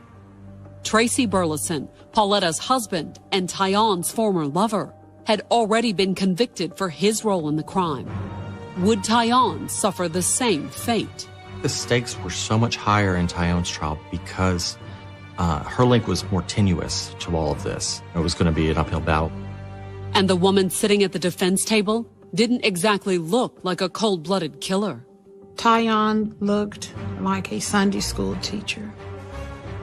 She had a suit on every day. She had her hair pinned up. She wore glasses. The courtroom was crowded with curious observers. There were a lot of women, and they appeared to be church members. They were there to find out who Tracy Burleson was sleeping with. But first, the spectators would get a different surprise from the man sitting behind Tyon in the courtroom. During the year she had been out on bond awaiting trial, Tyon had met and married someone new. I love her and I want to help her. And I feel like I'm supposed to be there. There was a lot of whispering about it because it was a shock to pretty much everybody in the courtroom. They had no idea that that had occurred, that she had actually gotten married. But it was her previous wedding plans that concerned the prosecution. According to the prosecutor's opening statement, Tyon had helped kill Pauletta in order to take her place as the first lady of Tracy's church. Mr. Burleson was fearful he would lose his church if there was a scandal, and that's why he was unwilling to go forward with a divorce. According to the prosecution, Tracy and Tyon had then recruited his son William Fuller to commit the crime. All the information that we had indicated that Tyrone Palmer had been a part of those conversations. In the defense's open, Tyon's attorney took the same approach that Tracy's had, arguing that William had acted alone. He's aggressive, he's scary, he's unpredictable. It wouldn't be unusual in light of his personality to think that he would just go kill somebody. Prosecutors had a ready counter for that argument. One of their first witnesses was the coworker who claimed that shortly before the murder, Tyon had been asking around, trying to acquire a gun. The fact that she wasn't willing to go to a store to buy it spoke volumes about what she wanted the weapon for. But the prosecution's star witness was the man they said eventually wielded that gun, William Fuller. Pauletta's confessed killer. His testimony had already sent Tracy Burleson to prison. Would the jury in Tyon's trial find him equally convincing? He testified that there was a plan for the crime. That never happened. He testified that I purchased the gun. That never happened. He testified that we was involved in a relationship as a couple. That was not true after how I treated him. Why would he implicate me that way? Why would he tell such a lie on me? On cross, Tyon's attorney went on the offensive, questioning every part of William's testimony. The defense lawyer for Tyon went after William Fuller and poked him and prodded him. And the more Tyon's attorney tried to pick his story apart, the angrier William became. At first, he was controlled. As he became more threatened, he became, for lack of a better term, a cornered animal. At the conclusion of the first day of testimony, he had to be removed from the witness stand in a headlock with his feet dangling in the air as he was screaming at the top of his lungs. Had the defense just made their point that William was unpredictably violent and more than capable of killing Pauletta on his own? I couldn't have scripted it better. Then, with William's angry outburst still fresh in the jury's memory, the defense opened their case. We had to tell a Tyon story. We had to explain exactly what happened. And there was only one person who could do it. On October 11th, Tyon Palmer took the stand in her own defense. I was merely telling the truth. I was telling my version, and I can only hope that they took to believe me. On the stand, Tyon admitted to having a relationship with Tracy. But it wasn't serious, or at least she wasn't serious. He was always pushing. He always wanted me to put a label on our relationship, which I didn't want. Ms. Palmer denied the fact that at the time of Paulette Burleson's death that she and Tracy were actually engaged. As for William's claim that they had been lovers, Tyon insisted it wasn't true. Things that I said, he just took it out of context. When I say I love you, I didn't mean, William, I'm in love with you, I want to be with you. Tyon did admit to asking her coworker about a gun. However, she explained that it was after some neighborhood break-ins. And the only reason why I asked for a gun was for my protection. It was not for anything other than that. And as for Pauletta's murder, Tyon testified that she had helped William dispose of the gun. But she was adamant that that was all she had done. I was never involved with a plan, and I didn't know anything. My involvement with the crime itself only happened after William called me to come and pick him up. As for why she had helped him, Tyon told the jury she had been too frightened to do anything else. He told me he killed someone, and he told me he had a gun on him. So my thought is, if I don't do what he say, you know, he can also hurt me. The defense wanted to portray her as a victim that was manipulated into this. But on cross-examination, the prosecutor went after the inconsistencies in Tyon's story. For instance, her claim that she and Tracy were never really engaged. I was able to show the jury a picture of her trying on bridal gowns. Faced with the photo and a marriage license, Tyon had to admit that she had accepted Tracy's proposal. Tracy and I was planning to get married, which was true. I hadn't started making any plans. He just asked and I just agreed. But would her explanation be enough? When the jurors retired to consider the verdict on October 12th, they faced one major obstacle. Who do you believe? They're all a bunch of damn liars.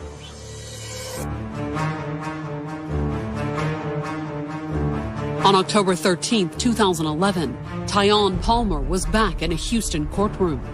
Charged with capital murder, the 32-year-old mother of three faced life in prison for her alleged role in the death of Pauletta Burleson. Tracy Burleson, Pauletta's husband and Tyon's former fiancé, was already in prison for the crime. He had been sort of the mastermind behind it, and they convicted him of capital murder. Maintaining his innocence, Tracy hadn't testified at Tyon's trial.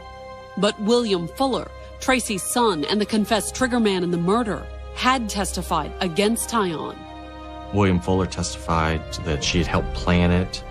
Taking the stand in her own defense, Tyon had vehemently denied the accusation. I had nothing to do with the murder. I had no knowledge of the murder, and I didn't ask anybody to kill anybody for me. Which side would the jury believe?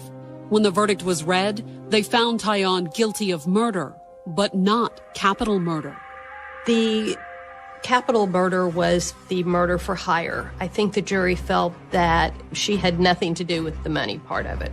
And the conviction could still carry a stiff penalty. Anywhere from 5 to 99 years or life. So the state can still come back and ask for a life sentence. In the end, the jury sentenced Tyon to just 7 years in prison for her part in the murder of Pauletta Burleson. She has an excellent background. She was gainfully employed. She has children, homeowner, and I thought 7 was lenient but adequate. The victim's family agreed that 7 years was lenient, but they didn't think it was anywhere near adequate. Pauletta's family was very upset. They were fuming. Some of them went straight out to the hallway, mad, yelling. Tyon, she was a key player, and I was very unhappy and pissed off to see them hand that type of time out to her.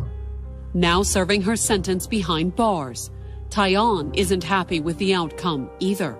I couldn't believe that I was found guilty of something that I had no knowledge of. To be here because of murder for something that I didn't do, it's still hard for me today to accept that.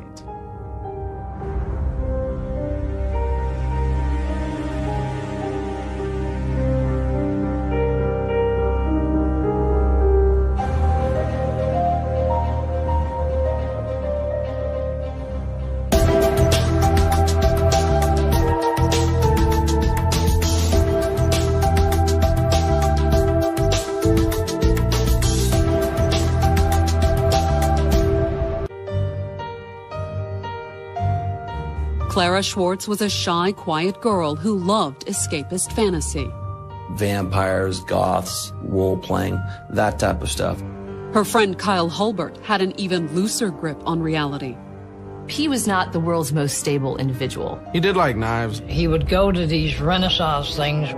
It all seemed harmless until Clara's father ended up dead. Multiple stab wounds. He makes reference to going into a vampire frenzy when he tasted blood. Was the culprit Kyle's overactive imagination? Kyle was going to avenge the wrong that had been done to the fair maiden. Or was Clara the mastermind behind her father's murder? When she introduced him, she said, "This is Kyle and he's an assassin."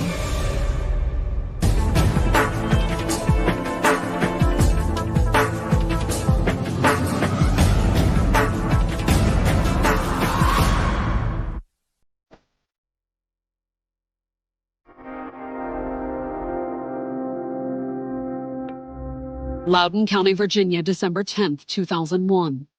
It was a little after 1 o'clock in the afternoon when a neighbor drove out to the rustic home of Bob Schwartz, a research director at Virginia's Center of Innovative Technology. It was an old log cabin in a very old stone house with barns and everything, so it was a pretty nice place.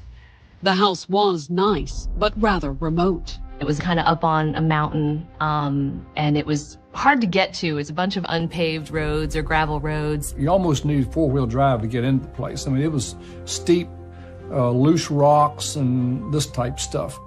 Despite the difficulty, neighbor Sam Welsh made the drive with a sense of urgency.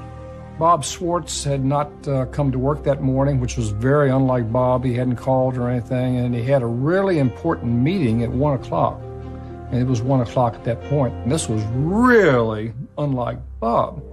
Co-workers were worried about the 57-year-old scientist. His wife had died a couple of years before, so yeah, he was living alone. Unable to reach Bob by phone, one of his co-workers had contacted Welsh, who lived nearby. I said, sure, I'll ride over and check on him. When he reached the house, Welsh found Bob's car in the driveway and the front door locked. He went around to the side of the house looking for another way to get in. The door leading into the kitchen area was somewhat ajar, and he pushed the door open. Inside, he found Bob Schwartz sprawled on the kitchen floor. He was cold and stiff. I mean, the man's dead. And Bob's death had been a violent one. He was dead on the floor of multiple stab wounds. Blood up the wall, on the floor, blood basically all over the place. Welsh called the police, but when Loudoun County Sheriff's deputies arrived, the crime scene offered them little to go on. There were not a whole lot of clues in that house itself as to, who had been there or what exactly had happened. There were no signs of forced entry. Nothing of value appeared to be missing. All the investigators knew was that someone had come into the house and stabbed Bob Schwartz repeatedly. These were puncture stab wounds. Obviously, you can imagine with that type of injury that there was a fair amount of blood in the area. All the investigators could do was call Schwartz's few neighbors and contact his children, including his youngest child, 19-year-old Clara.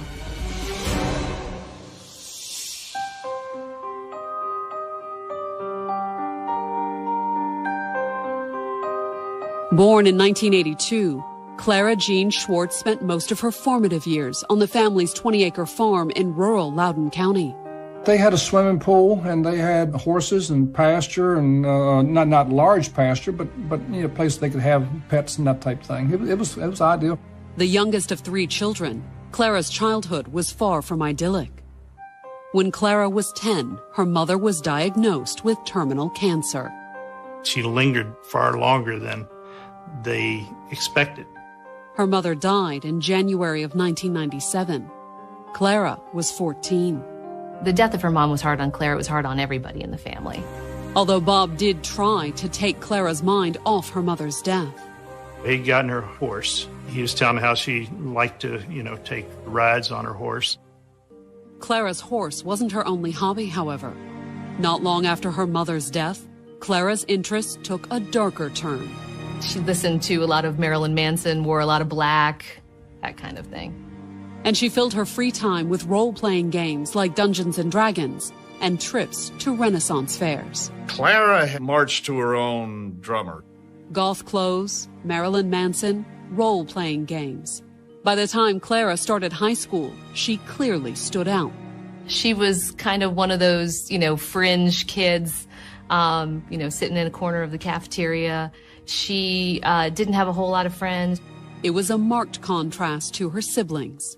Older brother Jesse started college Clara's freshman year. Sister Michelle was a junior. Michelle was, I think, more outgoing, more popular kind of person, and Jesse was very outgoing, kind of like his dad. Both really did well in school and were really well liked. So I think that was kind of probably pretty hard on Clara because she was not, your popular, outgoing kind of student. So I think it was difficult for her being in their shadow. Clara wasn't entirely friendless, though. By going goth, Clara connected with a small group of kids who shared similar interests. People like Katie Inglis, a fellow student at Loudoun Valley High School. Katie was a quiet girl. She was kind of a shy girl. Quiet and shy was also a pretty accurate description of Clara's friend Michael Thole, Katie's boyfriend. He was a follower. He was not a leader. He was one of those individuals that would tag along. The friends spent hours together, listening to music and immersing themselves in role-playing games, including one of Clara's own creation, an elaborate live-action role-playing game she called the Underworld. It was a dark, secret type of a world. It had its own code, its own rules. And its own ruler, Clara. She was, if I remember correctly, Lord Chaos. She made herself like the queen of this game, and everybody had to answer to her. At first, Clara's father didn't object to his daughter's new, darker outlook or her unusual new hobby. Bob was a pretty open-minded individual. He saw that not necessarily as bad. She found something that was, attracting her attention. But Bob Schwartz's opinion changed once Clara started college at Virginia's James Madison University in 2000 and her grades began to suffer. Her dad's a PhD. Obviously, education is something that's very highly valued in their family. She was feeling a lot of pressure to do well in school. Not that Clara seemed to care. She didn't want to go to college anymore. I think she just wanted to be left alone. One thing Clara did enjoy doing while she was away at school was playing the Underworld, the live-action fantasy game that she had created. Rather than studying, she spent a considerable amount of her time on campus recruiting new players. It was their own world, their own little private society that nobody was welcome into unless they brought you in. One of the new players was a fellow student named Patrick House, who joined the game in June of 2001. He believed in dragons. He believed that dragons did, in fact, walk the earth, I think, during the times of King Arthur and the Knights of the Round Table. Clara and Patrick dated briefly, but the relationship ended in September, not long after Clara met someone new, 18-year-old Kyle Hulbert. Like Clara and her friends, Kyle often appeared to be living in a fantasy world. A lot of Kyle's personality was wrapped around vampires, goths, protectors, swords, role-playing, that type of stuff. But there was also a big difference. Kyle was a diagnosed paranoid schizophrenic. He was a troubled young man. A ward of the state since age 6, Kyle had spent most of his childhood bouncing between various foster homes and mental institutions. His mother had left him and the family sometime earlier. His father wasn't in a position to take care of him. Discharged from state care when he turned 18 on September 2nd, 2001, Kyle had spent the next few weeks adrift, essentially homeless. I don't think Kyle ever really had a sense that he had any kind of pillow under his head from one night to the next. I think for him, it was just kind of going from one day to the next, trying to figure out where he's going to be. The closest he came to a stable home was through the generosity of a friend named Sean Broomall and his father, Francis. I met him through a friend, and we just started hanging out. Then he lived here for a little while. According to the Broomalls, the homeless teen was harmless, even helpful. He would help clean around the house and stuff and do chores and stuff like that. He tried to get jobs, but once, you take and fill out an application and tell a person you've been in a mental institution and you're on certain types of medications and stuff, they're not going to hire you. Unable to work, Kyle turned to fantasy to fill his days. Kyle was going down to Dumfries once or twice a week for Dungeons and Dragons. He did like knives, though. Like, he would always play with them and try throwing them and stuff. It was at the end of September at the Maryland Renaissance Fair that Kyle first met Clara. Clara went to the Renaissance Fair with Katie and Mike and saw Kyle there. He was wearing all black, a cat mask. I think he had a cape on. Other people might have been put off by the teenager's attire, but not Clara. She went over and started talking to him and then came over and introduced him to the group. And when she introduced him, she said, "This is Kyle, and he's an assassin." Kyle wasn't really an assassin, of course, but his delusions fit right in with Clara and her friends. This kind of group was really a good fit for him because they instantly accepted him. They took him in. He became very close friends with Mike, with Katie, and with Clara. Early that November, only a few weeks after they met, Kyle, Katie, and Michael drove down to JMU and visited Clara at her dorm. Clara had a single room there at the university, and they all spent the weekend together. Clara and Kyle were just friends, but according to Francis Broomall, that didn't stop Clara from buying Kyle a sword. Clara and him had gone out to that knife store, and she had picked it up for him as a present. And Kyle carried it for quite a few weeks. 2 months after they met, while Clara was home for Thanksgiving break, Kyle also came out to the farm to meet her father, although he did so in an unorthodox way. One evening during Thanksgiving weekend, Kyle camped out in the woods. Then early the next morning, he showed up at the Schwartz's house introduced himself to, I guess Clara introduced him to to Dr. Schwartz. Was their relationship about to take a more serious turn? It was tough to say. Once the holiday weekend was over, Clara went back to her dorm, and Kyle went back to playing Dungeons and Dragons and practicing assassin moves with his sword. One particular day,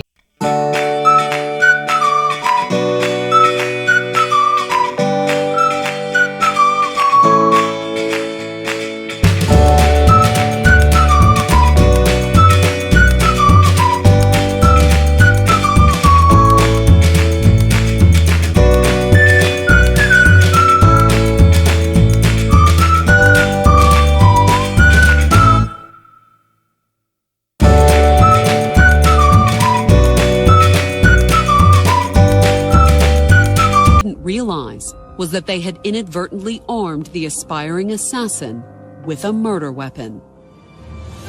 Coming up, Kyle has a job to do. They knew that he had a sword when he left that car. And Clara receives some shocking news.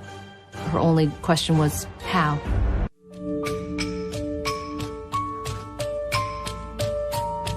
Loudoun County, Virginia, December 10th, 2001. It was a little after 1 o'clock in the afternoon when Bob Schwartz's friend Brad Hager received an urgent call from Bob's boss at the Virginia Center for Innovative Technology. I got a call saying, Bob had not shown up for work, and he was very punctual, and there was a meeting that he was supposed to be at, and she was wondering if I could go to his home and check on him. Hager agreed to help, although since he was at work, he couldn't check on Bob himself. It would probably take me a good 30 minutes, 40 minutes to get there. And so I said, well, instead of that, I'll call a neighbor. The phone rang. It was Brad, and he said something to the effect that Sam had said, we've got a little problem. Once he heard that Bob was missing, Welsh agreed to drop by the Schwartz place, a few miles away on Loudoun County's remote rural fringe. It's out in what we would call the boondocks, I guess. A lot of dirt roads, a lot of beautiful countryside.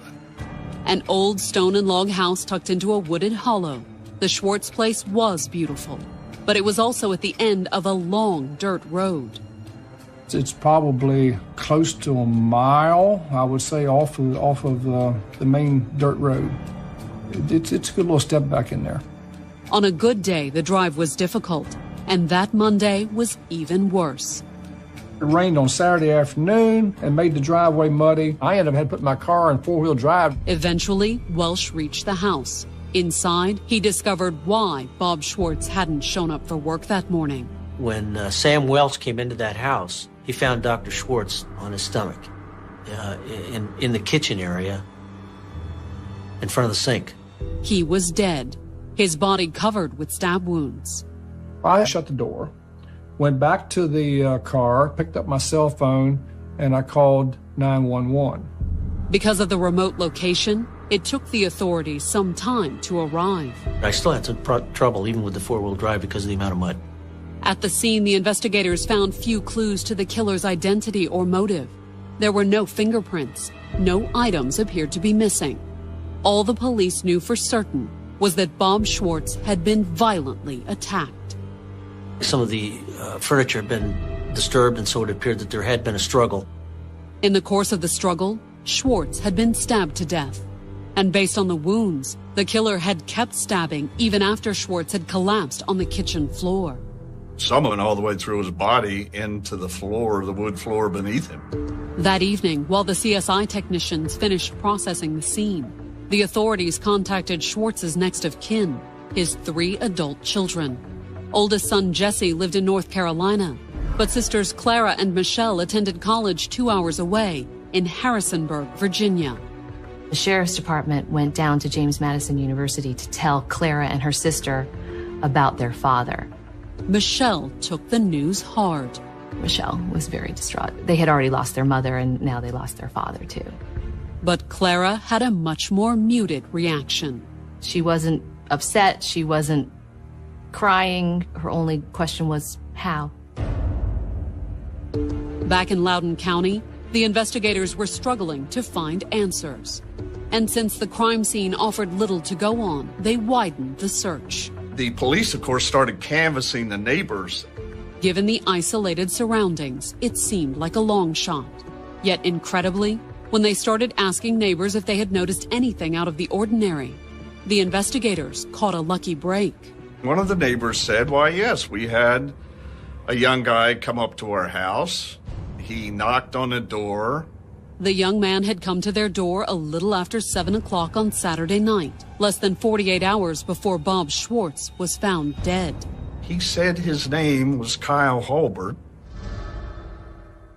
Kyle was Clara's friend, the troubled kid who had called himself an assassin. He said his car had gotten stuck in the mud. According to the neighbors, Kyle had politely asked to use their phone, and they had invited him in. They offered him a cup of tea, and then they called a tow truck.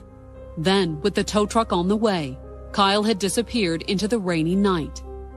But after following up with the towing company, the police had little trouble tracking down the self-described assassin. The car was then towed to Manassas to a lot, and that's where it was found. But it wasn't Kyle's car. The tags were registered to Clara's friend, Michael Foll. In fact, when the police talked to the tow truck driver, he told them there had been 3 people waiting when he pulled the car out of the mud: Kyle, Michael, and Michael's girlfriend, Katie Inglis. All of the individuals, obviously, that's how they were transported from the scene, in the truck with the driver. The following morning, December 11th, the police picked up Michael and Katie at his parents' house in Manassas. They were picked up and taken into the Prince William County Police Department for questioning. The authorities also located Kyle Hulbert.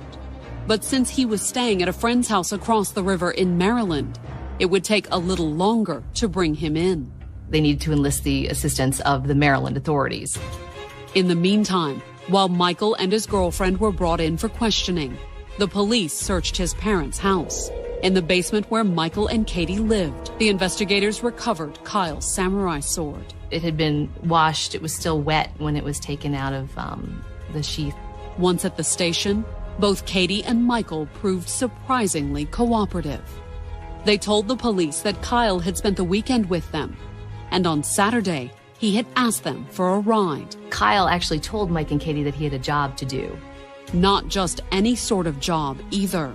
What they understood that to mean, because of course he was an assassin, was that he had to assassinate somebody. Incredibly, Katie and Michael willingly went along with Kyle's plans. These kids were so involved with this goth fantasy, and it was almost like this was an extension. Mike drove, Katie was riding along, riding shotgun, and Kyle was in the back. According to Michael and Katie, they dropped Kyle off a few hundred yards from the farmhouse. They knew that he had a sword. When he left that car to go up to the house, he took that sword and stuck it down the back of his coat. Michael and Katie estimated that Kyle had returned about 30 minutes later. The job was done. Bob Schwartz was dead. Both individuals were fairly straightforward as to what happened. Although that night, Michael and Katie hadn't spent too much time reflecting on what they had just done. Instead, they had had more pressing problems to deal with. While Kyle was gone, they had tried to turn the car around and gotten hopelessly stuck. They tried pretty hard to get it out, but it wouldn't budge. So Kyle returned to the car. They were still having trouble. All 3 of them still couldn't get the car out of the mud. So Kyle said, well, I'll go to a neighbor and call a tow truck.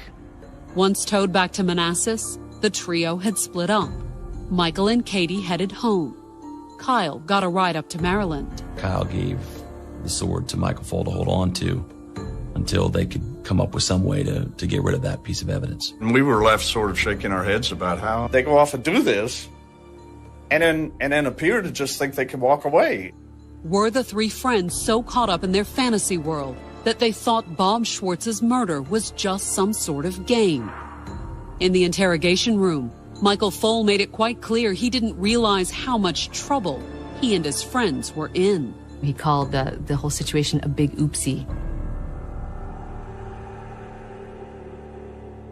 Coming up, the authorities catch up with Bob Schwartz's killer. They did what's called a felony takedown. But will they also uncover the assassin's motive? Said, wrote me a couple days later.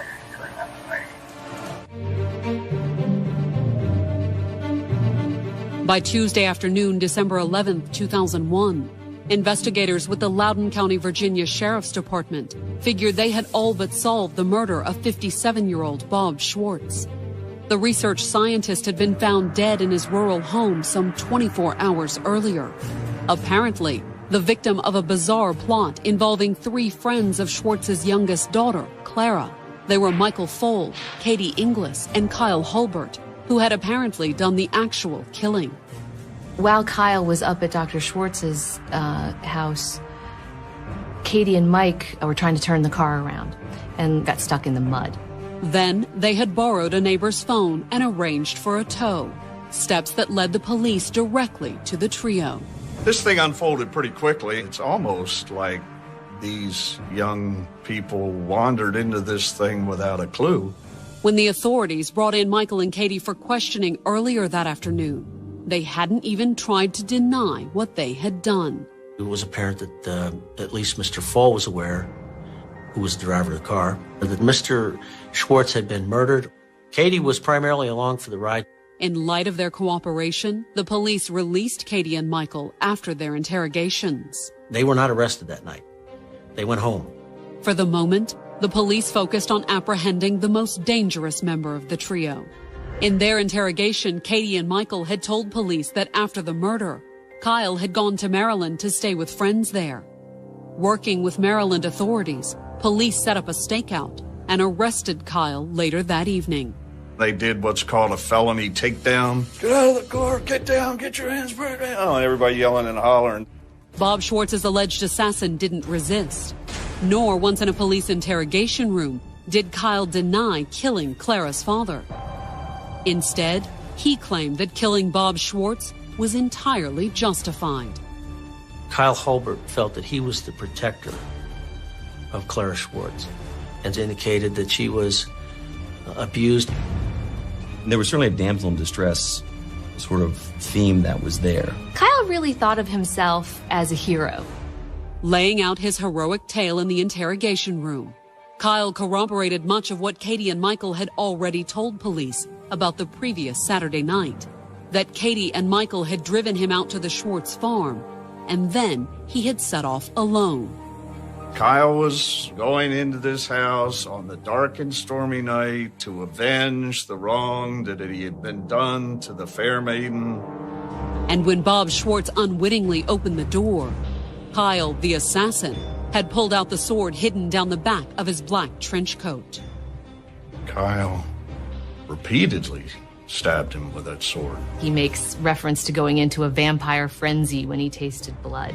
That evening, Kyle was booked on murder charges. Katie and Michael were arrested the next morning and also charged with murder. The fact of the matter was that certainly they knew this was a pretty serious case, but they still got involved.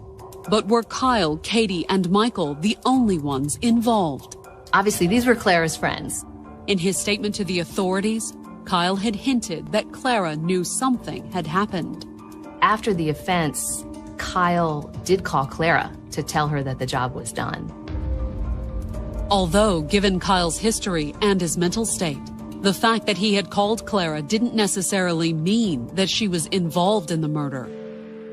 He was not the world's most stable individual, to put it mildly. Had Clara put Kyle up to killing her father, or was it simply another fantasy that he had cooked up? Clearly, it was time for the investigators to talk to Clara.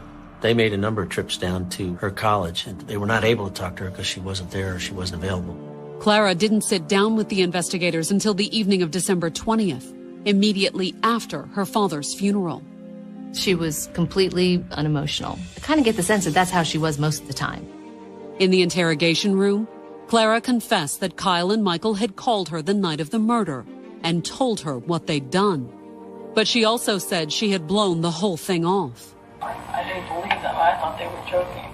However, Clara did admit that she and her father didn't exactly have the best relationship. My dad didn't like me very much. I got the impression he rather hated me. because,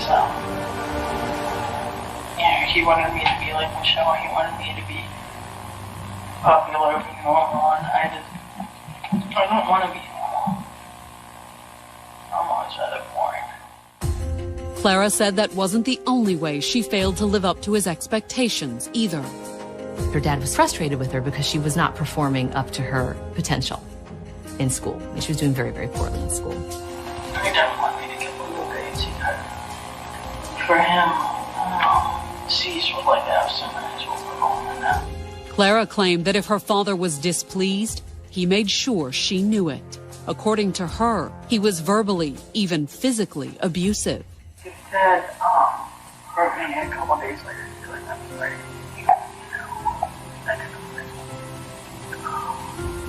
Did that make it better? No, it didn't make it better, but we showed that he, I guess, knew that it wasn't right.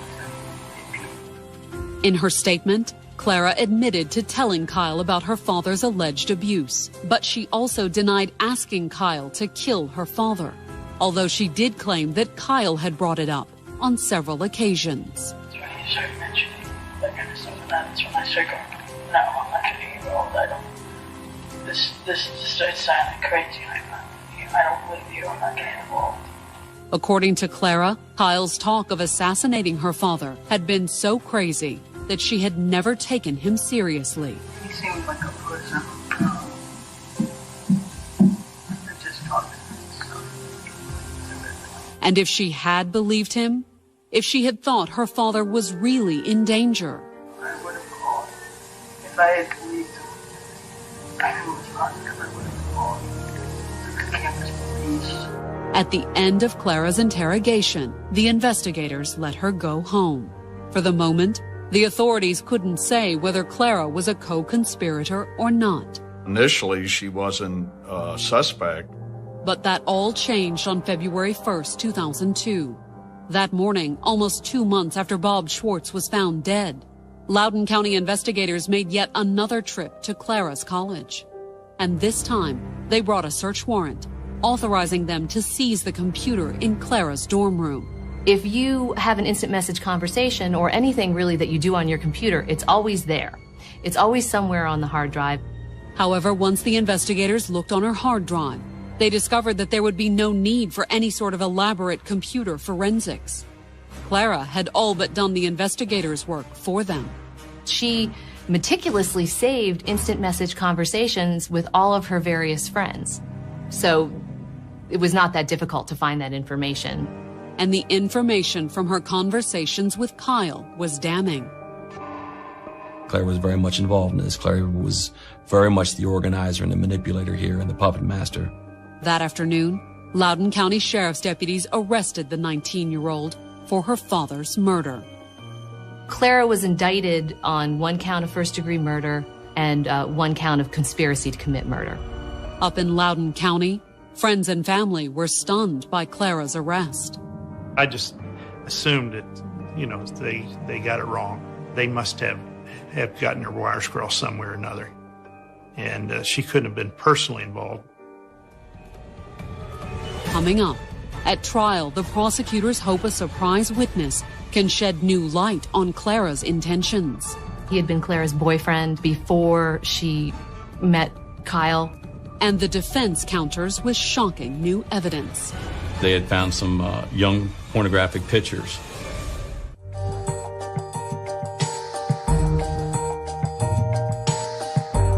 On October 7th, 2002, 21-year-old Clara Schwartz walked into the Loudoun County Circuit Court to stand trial for her father's murder.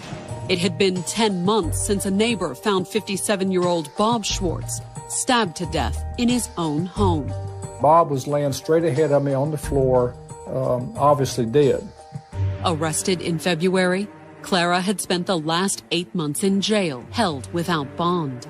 There was a concern that if she was released on a bond, that she, number one, might not appear, either because she had done some harm to herself or others, or that she simply fled. Co-conspirators Kyle Hulbert and Michael Foale were also in jail, awaiting trial on murder charges. But Katie Inglis, the fourth conspirator originally charged with the murder, was out on bail and had cut a deal with the prosecution. She had pled guilty to one count of accessory after the fact. As part of the plea arrangement, Katie had agreed to testify. Prosecutors already had Kyle's confession and the instant messages recovered from Clara's computer, but they were hoping Katie could fill in the gaps. They needed somebody from the inside. Confession by itself is not enough without some corroboration, and that was Katie's role. But the question before the jury was Clara's role in her father's murder. When Bob Schwartz was stabbed, she had been 100 miles away in her dorm room at James Madison University. Not that it mattered, according to prosecutor Jennifer Wexton's opening statement. In my opening, I just wanted to make it clear to them that Clara wanted her dad dead. Clara had allegedly told Kyle Hulbert that her father had been abusing her. But the prosecutors believed she may have had another motive for killing her father, one that was more gold digger than damsel in distress. There was also evidence in the fact that Clara had discussed the inheritance, selling the house. There were some numbers tossed around about how much this piece of property was worth and that she could sell it and then she could have a bunch of money. When you're 19 years old, $400,000 is, a lot of money. And as Lord Chaos, the all-powerful ruler of the fantasy world she and her friends lived in, the prosecutors claimed that Clara had the means to collect. She didn't have the sword itself, but she was behind it, basically. They suggested Kyle was the agent of death, if you will. In its open, the defense countered by arguing that Clara was no mastermind. The Lord Chaos character, it just didn't fit her in her pigtails, in her dress, and her sweater. The defense theory was that Clara was just a poor victim in all of this, that she had poured out her heart to Kyle Hulbert about the problems that she was having, that she was being abused. According to the defense, Kyle's overactive imagination had taken Clara's instant messages wishing her father was dead and mistakenly interpreted them as marching orders from Lord Chaos. From the defense standpoint, Kyle, always the hero, took it upon himself to assassinate her father. The prosecutors were prepared for that argument, however. On October 8th, they called Clara's former boyfriend, Patrick House, to the stand. He testified about how he had been Clara's boyfriend before she met Kyle. Patrick told the jury he had met Clara through a shared affinity for Gothic role-playing games. Patrick was a part of her little game that she called the Underworld. Although according to the prosecutors, how Patrick and Clara met wasn't as important as why they broke up. She wanted him to kill her father. Was Clara's request real? At first, Patrick didn't think so. Patrick, I believe, went along with it, not knowing that she was for real, thinking he was just a role player in the game. But according to Patrick, he eventually realized that Clara was serious. She gave him a book about poisons and said that perhaps he could use poison to kill her father because that way it was hard to trace. Patrick testified that he quickly broke things off with Clara. That's about the time that Kyle came into the picture, and I think that gave him an out. And with Kyle in the picture, Patrick claimed that Clara was more than happy to let him go. Can you imagine? Here you've been trying to get this one guy to kill your dad, and then you just out of the blue meet somebody who's an assassin. What luck? How lucky is that? But would the assassin testify against the woman accused of hiring him? As soon as Patrick House finished testifying, prosecutors called Bob Schwartz's killer to the stand. He took the fifth. He declined to answer any questions and asserted his privilege against self-incrimination. Also awaiting trial, Michael Foale didn't testify either. But as per her plea bargain, Katie Inglis did take the stand for the prosecution. She was able to provide a lot of insight into Clara and Kyle's relationship and also the, covert discussions that the two of them were having.